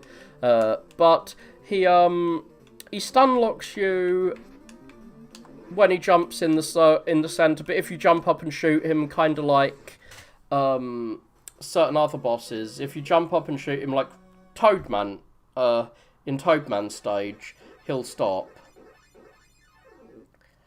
Yeah, Alundra didn't lag at all until I got to the Merg Forest, and then just in the Merg Forest section it lagged the whole day, and I have no clue why that happened. I really wish I did, so that I could avoid doing that. Like, maybe it's if I stream at certain times or something, but I don't think that's the case, because I don't think I was streaming at an unusual time. So we got a screen nuke, so I'm kind of glad to get a screen nuke from an enemy who used a screen nuke. So the enemy... Oh, and I've got Rush Jet. It's a nerfed Rush Jet, but I have a Rush Jet. So we've used a modified Rush Marine to go into outer space before we got Rush Jet. Kind of weird. So we've only got one level left, and it is the king of the gods himself, Zeus. Jupiter. So we're going to face Jupiter, who has a lightning theme. Very fitting. Electricity-themed Jupiter. And unfortunately though, we still have a weird little industrial theme for the levels. Like, all the levels have an annoying industrial theme. This guy's basically just a Hammer Joe, except, yeah, he's just a Hammer Joe, except with a different aesthetic. These stupid, magnet-looking guys, I hate them. I hate these Joes that you have to sit here and wait for them to do their thing before you can, like, I hate that they have the invulnerable phase and then you can hurt them because you have to just sit there waiting for the invulnerable phase. Like, since I've got every single weapon in the game, there should be a weapon that allows me to just bypass their invulnerable phase and shoot them anyway. There really should be a weapon that lets me do that. I know I'm complaining and moaning and bitching and whining like a little bitch, but I really don't like having to deal with that. And you can't even jump over that guy, even though it looks like you can. So yeah, you can jump off screen a bit, but not enough. So this is another gravity gimmick. Like, the previous level was a gravity gimmick level. It was a gravity gimmick with a weird tomb, which is a nice combination. But this is another gravity gimmick level. I think it's done much better than the other one. But we are still doing gravity stuff. I guess we are in outer space. Mega Man 5 did that too. It had multiple gravity gimmicks. So yeah, if we want to escape this guy, we can just hide in the corner. The Mega Man can just slide into the alcove and hide there. Oh no, it's an E-Tank. Do I need an E-Tank? No, I don't. So I'm just running away. I don't want to be cursed by that bug either. Wow, I hit you with my fist. Mega Man just punched you in the face. Oh my gosh, darn it to heck. These silly magnet enemies. And now, everyone's favourite, an enemy with an invulnerable phase that I have to sit waiting for it to end. Oh wow. Oh my god, I'm gonna die. I didn't realise my health was so low. I'm almost at the... Oh, phew. This is the checkpoint, so I'm almost at the checkpoint. I have reached the checkpoint. I cannot whether I live or die now. But... Ah! Still bouncing around here. I'm gonna try and hit him with this weapon, because this is the weapon that heals me. Oh, my heals didn't reach me. Can I heal myself by shooting him? Oh, he dies quite quickly from this. Oh, I don't actually need to destroy those platforms. I mean, those blocks with the Uranus Gutsman thing. I can just use my Boomerang Fist or my Ringman Fist. So this is a kind of weird... It's a fun combination of an ice level and a gravity level, which I don't think I've seen before. So it does combine some features, though both of these have been done before in other Mega Man games. They haven't been done before together, an ice level and also a gravity level. So it's slightly better, and I guess there's never been a temple gravity level before, but that doesn't go together quite as well as this. Like, we're in space, space is cold, of course there's gonna be low gravity and also cold in space. Okay. I need to have my charge shot. Wait, what am I doing? I just found out that this kills him in like 2 hits and also heals me. So why am I not using that? I should be using my vampire abilities. If you go forward, then you can't go back from that screen to this section here. This is not the section where... This is not, surprisingly, the section where the Chaos Emerald is. But it is a place where we can get an extra life, and we're supposed to get the extra life by using and an E-Tank, but I'm at full E-Tanks. We're supposed to get it by using our charge shot. Oh, spikes. Everyone's favourite. I mean, we're supposed to use it to get it by using the Uranus Man thing, but we don't have to if we have the charge shot. So that's, I mean, the boomerang shot. The boomerang charge shot. There, or whatever it's called. The rocket fist, I don't care. But the thing that turns it into a Ringman weapon basically allows you to bypass needing the Uranus Man's weapon for friggin' everything. Oh, he can hurt me even when I'm down there. I guess what I was supposed to do is slide under it. Heal me! Oh, my heal, it went off screen. Well, I was gonna say that that's... Oh, dear. Oh, shit. I'm gonna use an E-Tank. Because I don't want to have to redo this level again, and I am right at the boss. One reason that I'm a bit worried about using E-Tanks is that there's pits of death and spikes that can instantly kill me, and I don't really want to use an E-Tank and then die. So here's one of those enemies where I think that the weapon, I'm not sure if this is the weapon that is strong against him officially, but it's one of those enemies where I like certain weapons for a boss because they allow you to hurt the boss when the boss is otherwise invulnerable. Now, you can't hurt him when he's doing his lightning thing, but you can hurt him when he's in the sky and is otherwise someone you wouldn't be able to touch because you have a weapon that shoots up to the sky, your Venus weapon. So Venus beats Jupiter, fact. I'm not sure if that's how the Roman gods work, but it's how Mega Man bosses work.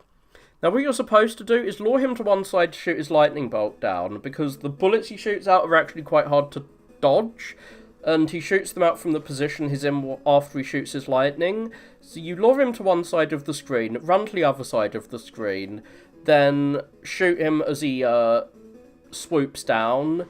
It's kind of like a really shitty version of the vampire boss from Mega Man 7, and this electric shock is a melee weapon, effectively. It shoots at really close range. So, what am I going to get? I'm going to get my energy balancer. Energy balancer. I'm finally getting the energy balancer, so I don't have to switch to the menu and then use... I don't have to switch to the menu every time I want to get... What the hell is this? This power generator was made from the 4 crystals you brought back. It will reduce the amount of energy for your weapons. No P-chips are required. Yes, I want that. Oh, okay, cool. So, I've got something from my Chaos Emeralds, at least. And, I'm gonna restore all my weapon energy. What? Did that say I need 70 to restore all my energy? The hell? Well, I don't need to kill myself, at least, to... Like, I could have got the same benefit from just killing myself. So it's a bit weird that I needed to do that to restore my weapons energy. But now we are starting the end game. We are going to... Wily's Fortress? No, not Wily's Fortress. We're fighting the dude who beat us up in the first scene, and I wonder what his weakness is. I could never tell what this guy's weakness is. Obviously, it's the Guts Man blocks that are the floor. I finally destroyed all the space stations, says Mega Man. Did I destroy the space stations or just the guys in them? You fool, Mega Man! You backer! You've meddled with my plan for the last time. What, do you have a plan? We could have created a new world for robots. So, we have, like, King in Mega Man on base. We have a robot supremacist guy. And Mega Man is a traitor to his own kind. And is betraying robot kind here. Oh, but this guy has a master. And he must redeem himself by killing me. Again. Well, why do you keep fighting me and not killing me, you fool? So, he has some really cool weapons. Unfortunately, okay, that's not a cool weapon. That thing that he just did is like a Bright Man thing. It stuns me. His laser weapon there that he uses is oh god, he stunned me. So that laser weapon is the weapon you get from killing him, and it's really cool because it like homes in on your enemy, and it attacks them multiple times, which is really cool if you want to just cheese everything and make everything super easy. And that is the weapon I've got from him. But he also has a Bright Man weapon, but I'm fine with it, even though I usually hate being stunned by Bright Man or Flash Man or what have you, because it's not a screen nuke. He has to hit you with it to stun you. Wahoo, bing bing wahoo, I have got his super cool weapon, and you can see it in action here. It's called Spark Shot or something. Waha. It's got Spark Chaser, cool. So it chases your enemies around and kills them. I still haven't used the cat. I really just have not used Mega Man's kitty. Maybe I should use that on the final boss and just kill them with a cat. So I've defeated all the star droids. So yeah, Dr. Wily just hasn't been in this game. Oh no. What's that star? That's no moon. Yes, we are facing off against the Death Egg, or Wily's version of the Death Egg. Dr. Wily with his skull. I do like that Mega Man realises it's Wily as soon as he sees a ginormous skull on it. It's like, oh god, it's Wily. Is Wily behind this? Wow, after 4 attempts in the Game Boy games to take over the world, and however many he's done in the NES games, we're shocked. Oops, that was close.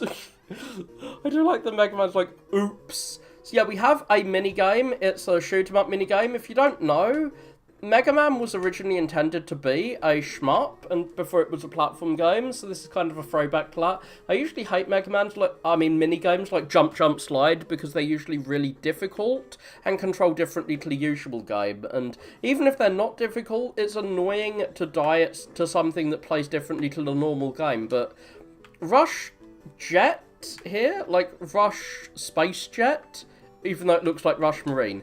It basically just controls exactly like Rush Jet did in Mega Man 3, so it's not that different. It has a charge shot that it can use, and it goes across the whole screen, unlike the charge shot for Mega Man with his stupid fist. He can only shoot in front of him, which means there's kind of a dogfight here. We start with a dogfight, ha ha ha, pun intended. And in a dogfight, you have to, like, spiral around to behind the other plane to shoot it. And that is what I am doing right now to kill these weird guys. I thought they were Mets, but they're not Mets in spacesuits. They're, like, their own thing. I dislike that these enemies can appear from any side of the screen. I kind of wish they only appeared from in front of you, like the asteroids do. But yeah, and you can... There's one slight difference from playing as Rush Marine, in that you can jump, which allows you to move really quickly for a few seconds, which is very useful in this phase where we are dealing with that giant laser beam that we saw in the cutscene, and it does a lot of damage to you, as you can tell.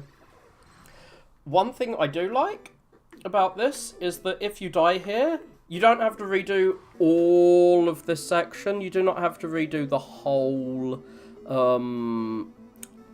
castle again.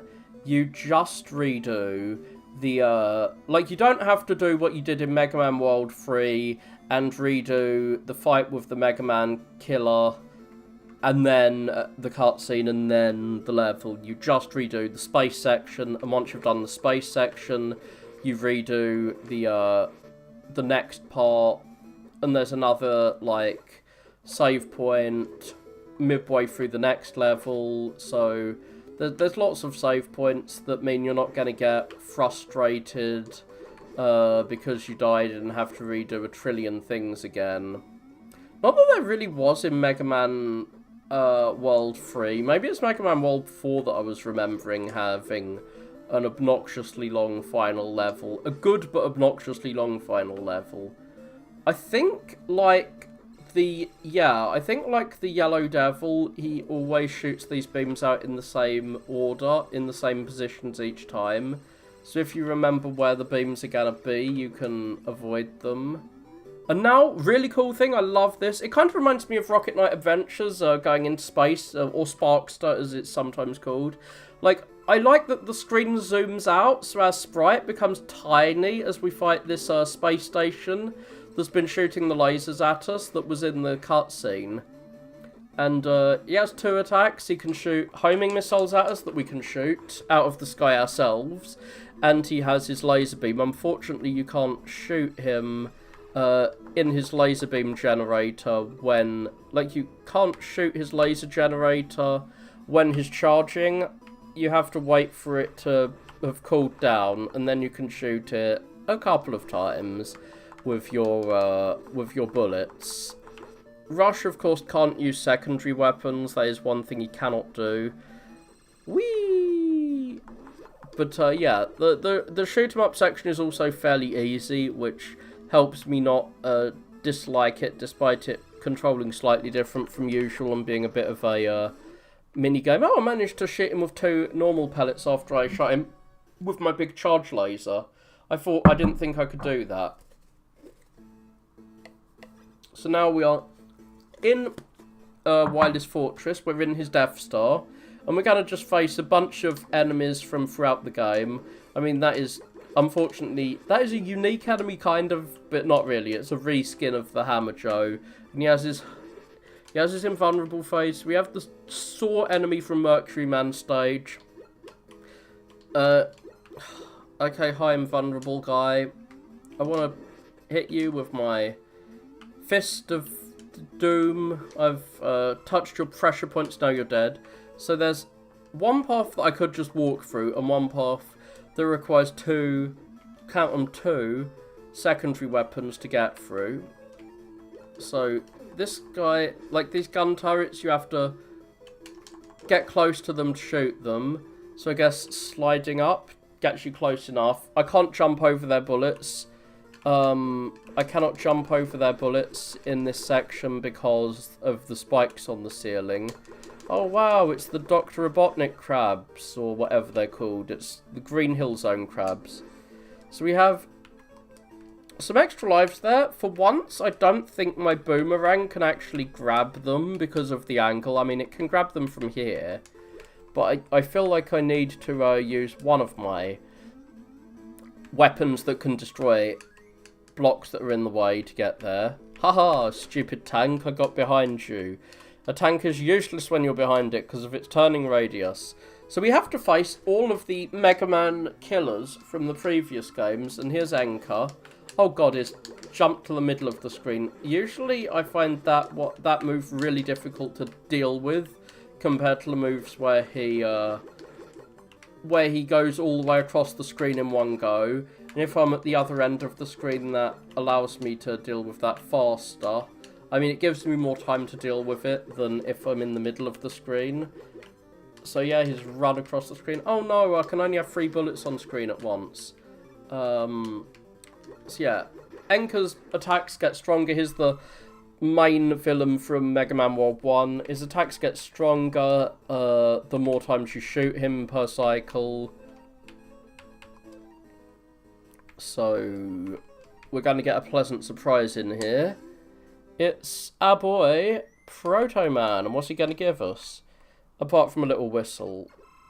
Nothing. So yeah, Proto Man has decided to just steal the job of his friend, I keep thinking Wily. It's not called Wily. What's his name? The dude I hate. The little red dude who gives you items occasionally. Eddie, that's the one. It ends in an E. So yeah, he's stolen Eddie's job. Is a dick like that. So we're falling and avoiding the spikes. It's a bit annoying that there's spikes just sitting there. I'm gonna eat some coffee. Sometimes when I'm feeling a bit tired, I'll just eat some coffee powder as a pick-me-up. Instant coffee powder is nice. It's a bit bitter. So yeah, these blocks, these Uranus blocks, they will kill this guy instantly, but again, they don't interrupt his stupid cycle, like his stupid invulnerability phase. I wish there was a way to interrupt his invulnerability, and of course you don't pick up a block that is above spikes, or you will fall and die. When you don't want to fall and die. Weird thing here, we fight Quint. Yeah, Quint from Mega Man World 2.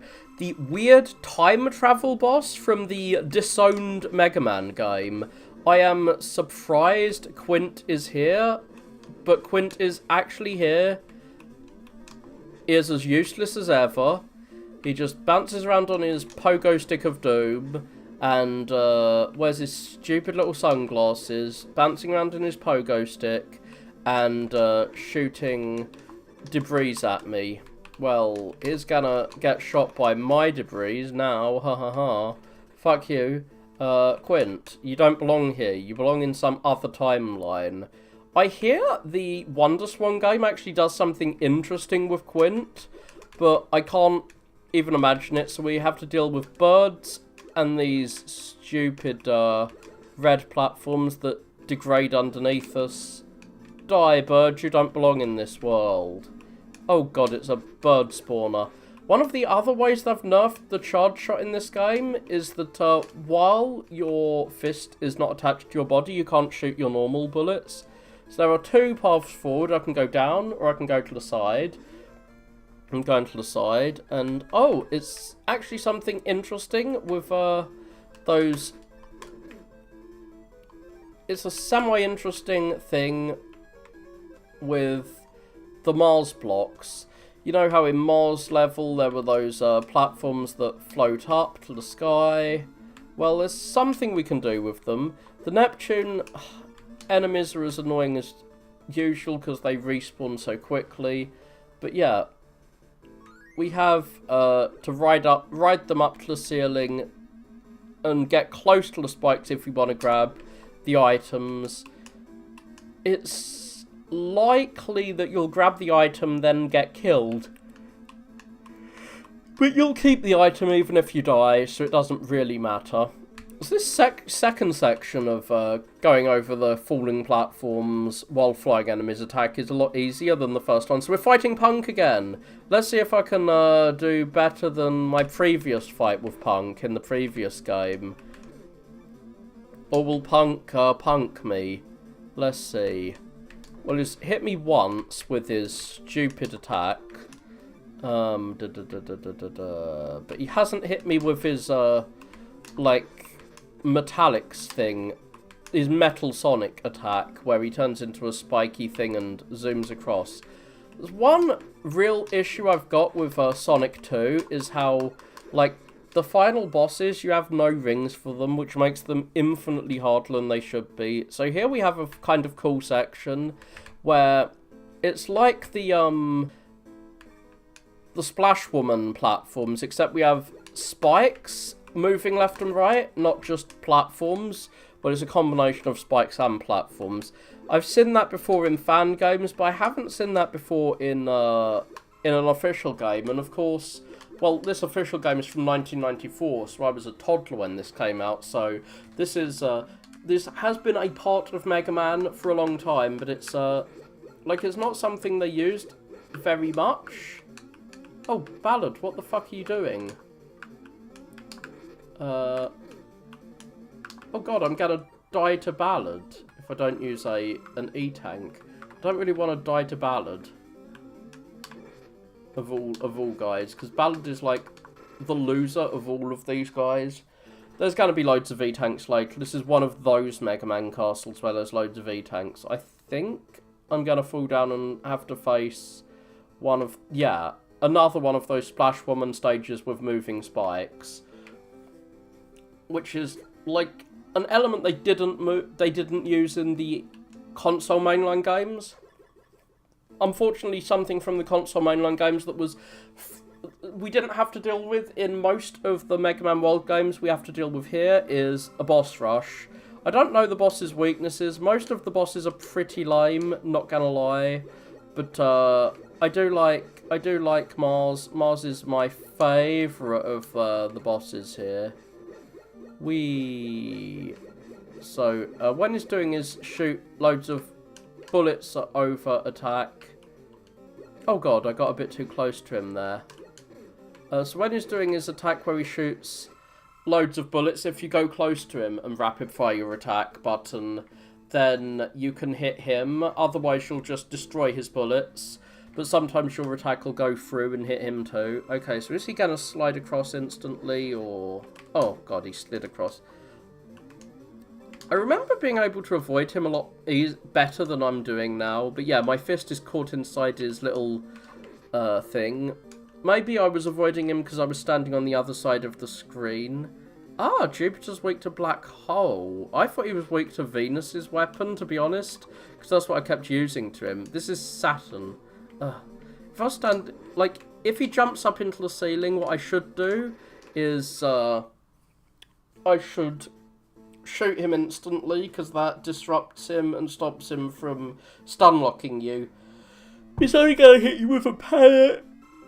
I mean, he's only going to hit you with a pellet. I guess I didn't eat enough coffee. He'll hit you with a pellet. Oh no, you're using your seawater on me. How dare you? Yeah, he'll always do those big jumps if you're far away from him. So stay far away from him if you want to avoid his attacks getting you. Boing, boing, boingy, boingy, boing, boing, boing, boing, boing. Ouch. So yeah, I don't really need to even think very hard about these enemies if I just want to beat them. And I don't want to beat them without taking damage or do something fancy like that. Meow, darling, I'm gonna punch you. Or like something fancy like only beating them with the charge shot. That would probably get me killed if I tried to do that. So I'm gonna try and do it just this once. Can I only beat her with charge shot? Is it worth doing? Like, the charge shot does not seem to do nearly enough excess damage compared to the well, I guess it does. I'm not sure if I would have killed her quicker or not if I was trying to kill her with the normal bullets rather than the punching. So this is actually in line with the lore from the first scene. I can use my my punch on him. But let's see. Saturn's black hole did not hurt him at all. Yeah, the black hole didn't hurt him at all. It's certainly not Pluto or Uranus. I know that one because those literally can't hurt him. And that's all of the weaknesses from the second thing. Like, I'm not sure, do they even have, like, proper like, normal boss weaknesses in this game? I don't actually know. Well, I'm going to try and hit him with my Fist of Doom. Whoa, which is hard to do when he's swooping down like that for his attack. It does latch onto him for a bit when I managed to hit him with it. Oh god, I thought he was going to shoot me with his laser beam there. Like he did there. Oh, fuck. There we go. He actually almost killed me, but of course I was giving myself a handicap of having to use the charge shot. Wow, this game for 9-year-olds is somewhat easy. It's shocking. Oh my god, he's gonna... Oh, fuck, he stole one of my healing items.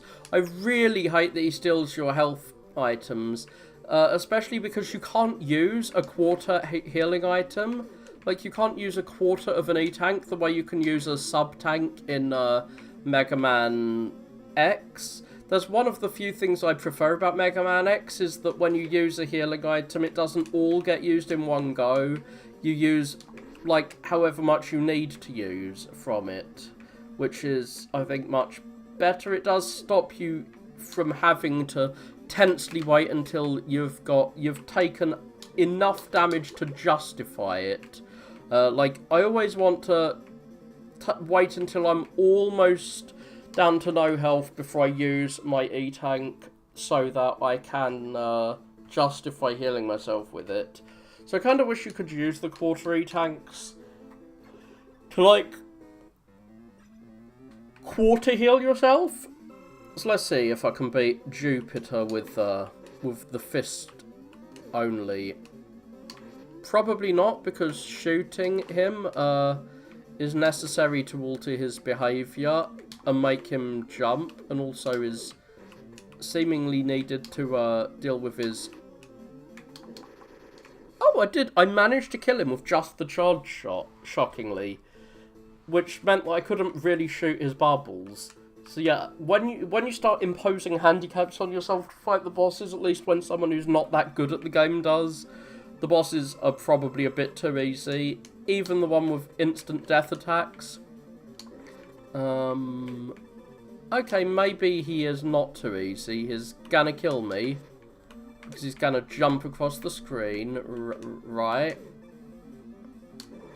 And he's gonna jump in my face. So, I'll try and find out what his weakness is. He is the last boss I must fight. My least favourite boss. Is he weak to the black hole? Let's see. Are you weak to black holes? No. Are you weak to being rammed into? No. Are you weak to Jupiter? No. My taser doesn't hurt you. My missiles bounce off you. My literal water bounces off you. As does, this. Are they only weak to their own weapon? No, his own weapon doesn't work on him. So I've just tried everything and literally nothing hurt him. So I am guessing that, like, just don't have weaknesses, really. I'm gonna Google that, actually. Mega Man World 5 weaknesses. One problem is when you Google that, you get Mega Man 5, not Mega Man World 5, because of course it's not officially Mega Man World, it's Mega Man 5. It's literally all Mega Man 5. I want to find Mega Man World's boss weaknesses. Maybe Rockman World would work. Rockman World. Game Boy. So let's see. No, I cannot find a list of boss weaknesses. Ah, yeah. So I found one. I finally found one. It's on evilgames.eu, and Mercury is weak to the black hole, which is stupid because the black hole is something you only get in the second force. You literally cannot fight him with his weakness. Salt is weak. I mean, Neptune is weak to the Spark Chaser. What the hell? He's weak to the thing you get from the boss in the middle of the game. I mean, it makes sense that he's weak to an electric thing, but why not Jupiter's if we're gonna be weak to things from the second floor? Mars is weak to water, which makes very little sense. Venus is weak to the missiles. And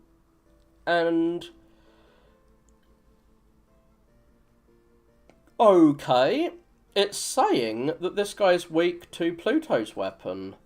Fine. I tried Pluto's weapon on him and he did not seem weak to it, but I'll try that again, since, I mean, I might as well. I've got quite a few lives, and the final boss is not gonna be difficult. I'm just telling you that already. So let's see what happens. Can I actually hit, like... Wait, oh my god, it's so hard to hit him with it. Like, I said before that I quite like bosses who are hard to hit with their own weakness, but it is too hard to hit. Whenever he jumps, it makes the floor, and he makes Mega Man do that flappy arm thing. That means Mega Man can't jump or slide. I don't really like that, you can't jump or slide thing. But this is why I'm gung-ho with E-Tanks. They just give you loads of them, so why not use loads of them, huh? Well, because it makes the game even easier. And we're gonna meet our good friend down here. A good buddy, old pal of ours. We're gonna meet... Yes, it's Proto Man.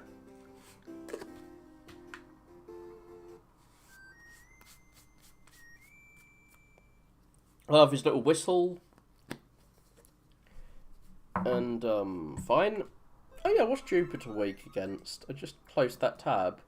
Jupiter is weak against... the Bubble Bomb. Which is what I've been using against him. Which is cool. That is the other type of, boss that I quite like, is when the boss is weak against something that can hit him when nothing else can. He's floating in the sky, so of course you attack him with the thing that floats in the sky. And now we are fighting yet another giant robot from Dr. Willy.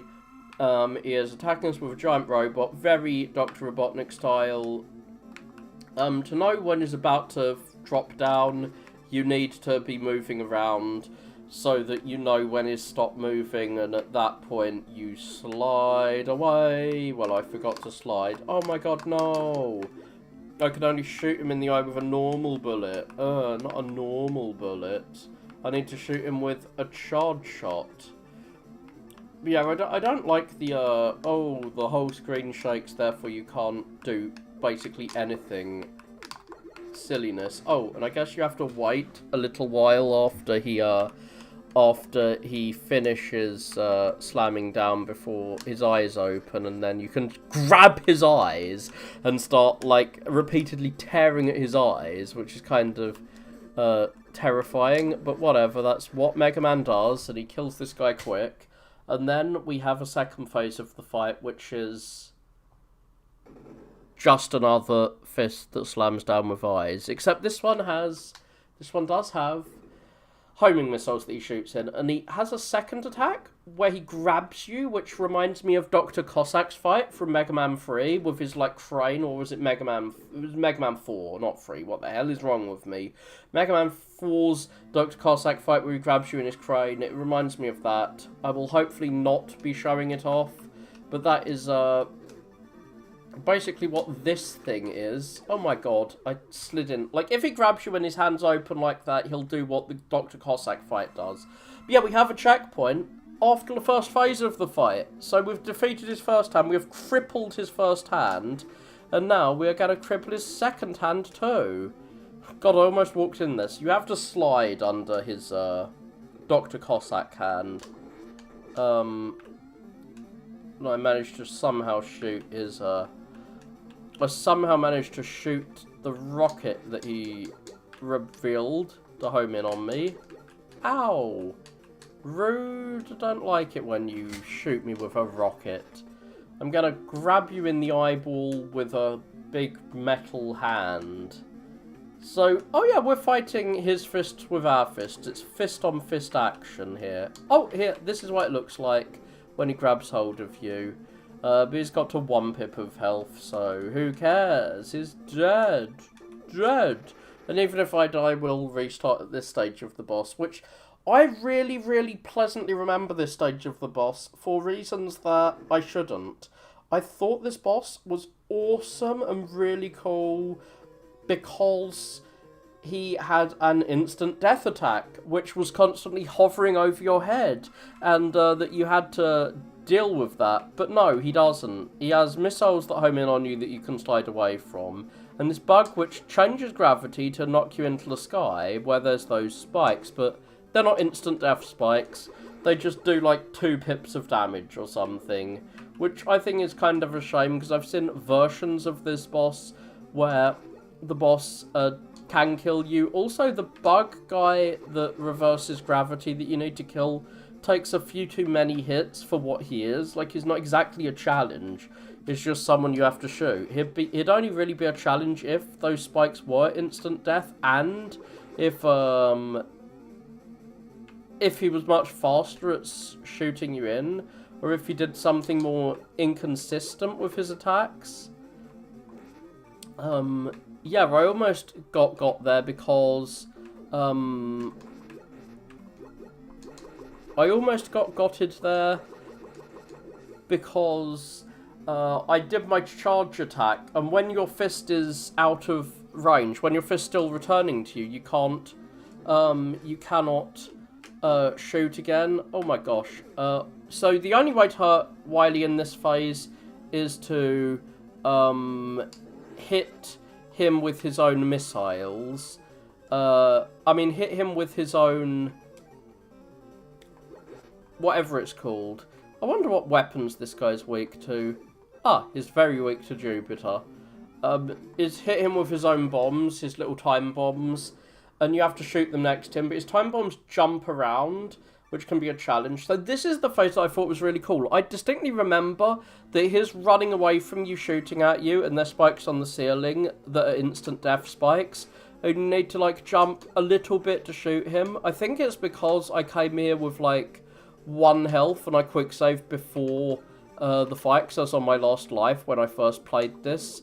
Whereas, so the spikes did kill me instantly then, but they do not kill me instantly here.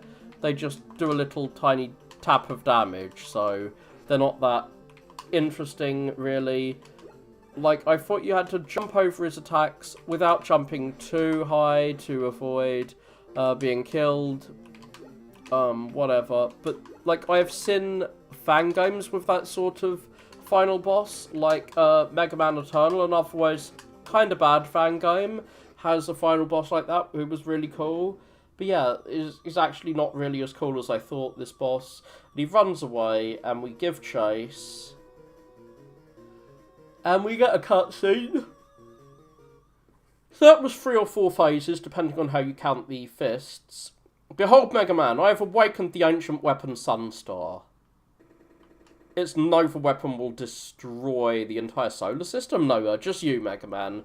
So he's turned into Sephiroth now. He's not Dr. Robotnik. He's going to use Supernova and kill me with that. Oh no, we're fighting Darth Vader. Sunstar, destroy Mega Man, says Wily. We're, like, looking towards each other, but no, he's destroyed Wily. Nani? What? You fool. Barker! How dare you attack the mighty Dr. Wily? Well, you've been defeated a lot, so you're not that mighty. Like, he's just, like, sliding away slowly. So yeah, Dr. Wily is not the main villain of this. He's in it, but the Space Noids are the main villains. You are Mega Man. I'm Sunstar. The Doomsday Weapon. Are we gonna make friends with the Doomsday Weapon? No. I must destroy all inferior life forms. Wait. I'm a robot, I'm not a life form. Why do you want to destroy me? Don't you know I'm a robot? And I'm not an inferior life form. I'm not an inferior robot either.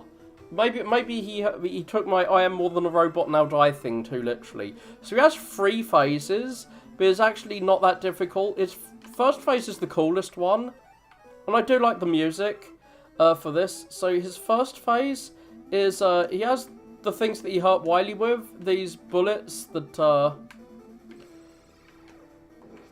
these bullets that shoot up after they shoot across. You have to jump over them. Then he charges up his laser beam and immediately dashes after firing it. And what you've got to do is you've got to jump onto where he was standing immediately after his ceased charging his laser beam. He's now decided to LARP as Flame Man from Mega Man 1 and do a really weird little hop jump thing as he jumps across the room. So that phase is super quick to kill. Like, he shoots his firewalls out, you jump over the firewalls, and then he oh yeah, he's Toadman now, you have to jump up and shoot him in the air. This is what I meant by there is another boss that acts like Toadman in this, and it's him. You jump up and shoot him, or he'll do a screen nuke. This is, his third phase is his easiest phase by far. He walls around the screen while you just stand in the corner and jump over it. There's way too many attacks in this game that you just jump over to deal with them. I'll finish him off with... Oh, I'll die. I'm glad I died, because it means I can show off the rest of the fight again and show just how easy it is with the EA weapon. I will fight you with EA. Oh god, I didn't avoid his laser beam that well. So yeah, to avoid his laser beam, you stand next to him, wait for him to finish charging, and then jump over his head. Maybe this fight was less obvious in black and white. Maybe colorizing it has made it easier to know when is finished. But yeah, he destroys the floor, and you have to fall down to the lower floor, which I find cool.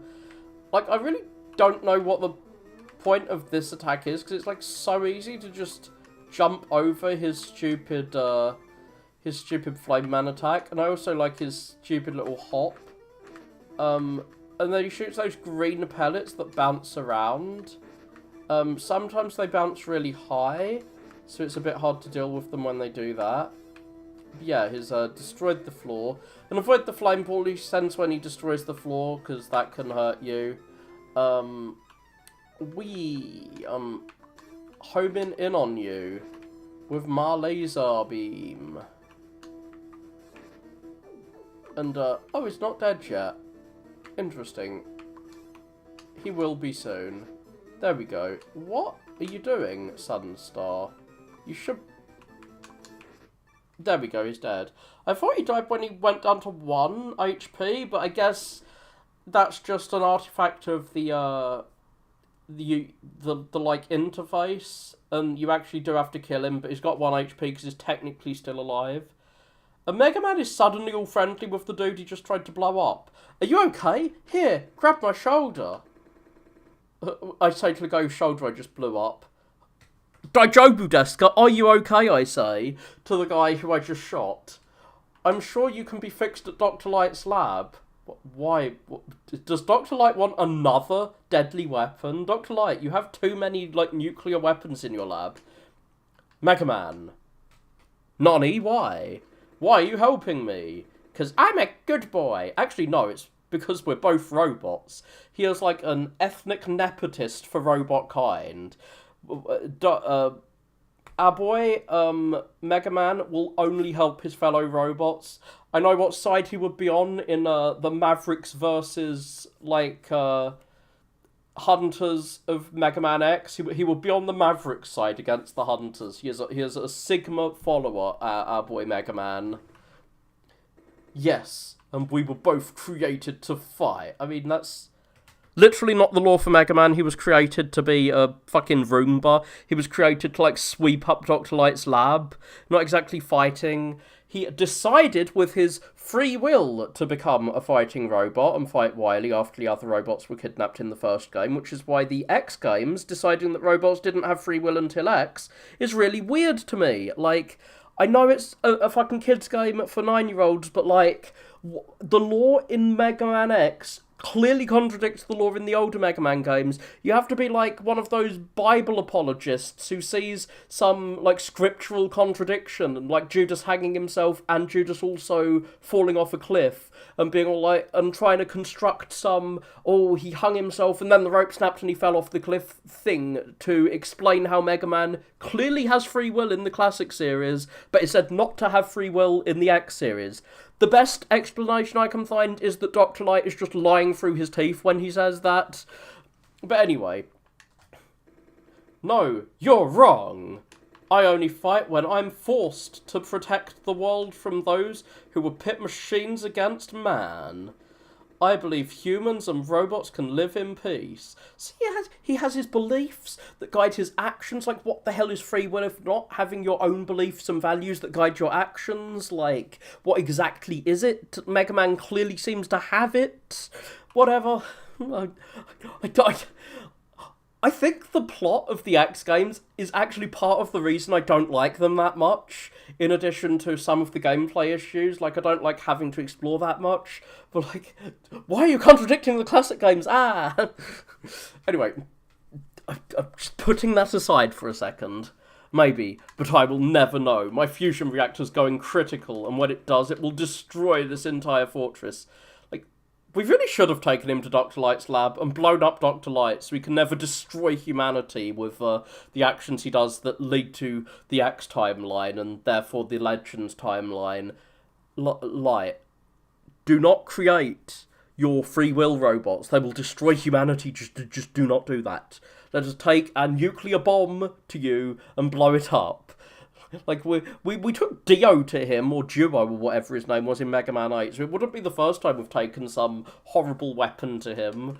Our friend is dying again, just like in Mega Man World 4. They have really definitely gone the Dragon Ball route with how, oh no, we've got a friend, and our friend is sacrificing himself for us route. Wait.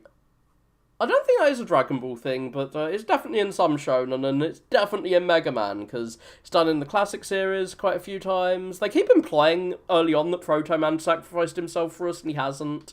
But yeah, we are leaving because we don't want to get nuked, and we are leaving Sunstar to nuke Wily's fortress.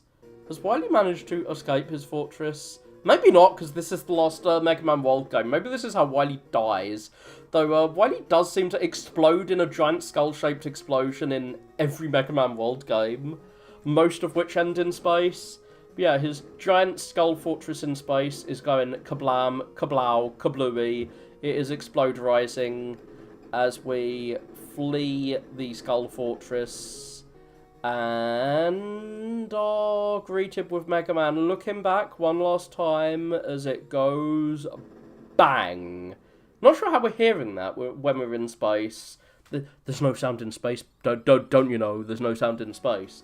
But yeah, we have blown him up. Mega Man has looked back and has been like, wow, I blew that up. Ooh. I indirectly blew it up by shooting the nuclear weapon several times. And now Mega Man is floating in a white void with a very derpy face. It's going to make sense in a second, but it looks very strange, his pose here, until the rest fades in. So yeah, now we are on the hillside from the start of the game. It's kind of weird that he's still in his battle armor. Like, Mega Man, we saw you in your, civilian dress earlier. You literally transformed magically into your robot form. You could transform back into your normal form, but I guess you want to sit here staring with a ... face at the ceiling as we go through the names of the bosses. So I guess we're not going through the names of every single mook enemy we faced in the game this time. Yeah, we have faced all them guys. We also faced Dark Moon. Wait, we haven't shown Dark Moon. We've skipped Dark Moon and gone Sunstar. What about my wonderful Yellow Devil throw? Dark Moon. Whatever. Oh, it's stood up now. Are we going to see Roll again? Like, Roll was in the first cutscene. Mega Man just, like, shoves her out of the way, and that's the last we see of her. In the Mega Man World series, in fact. Okay, Mega Man, have fun running from right to left. That's the opposite to the direction you usually go. Oh my god, who's shooting my Mega Man? It's Dr. Willy. Wily! Are you a coyote? I mean, you survived? Somehow, you always survive. Kaoshu Mega Man. This war ends now. Wait, we're at war with you? I mean, it's not much of a war when I constantly kill you every single time. And yeah, Wily's his little floaty machine, which every villain of this era seems to have. Like, Robotnik has one, Wily has one. Well, his floaty machine is exploding because it's too damaged.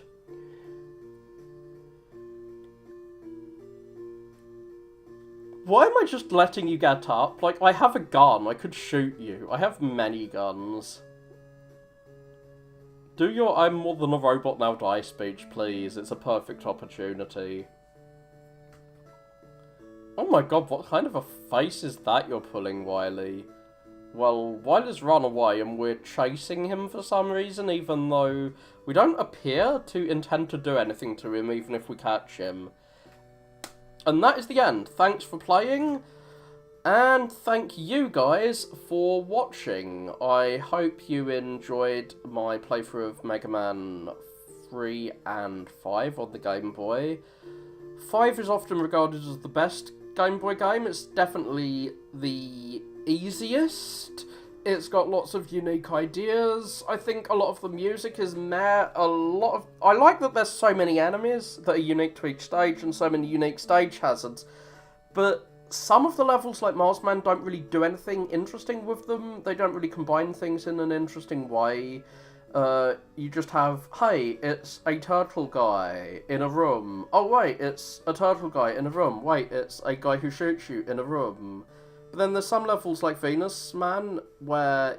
I'm not sure I'm calling them man when they're not robot masters, they're star droids, which means they don't have man at the end, which is why we get a girl, presumably, in the form of the catty Pluto.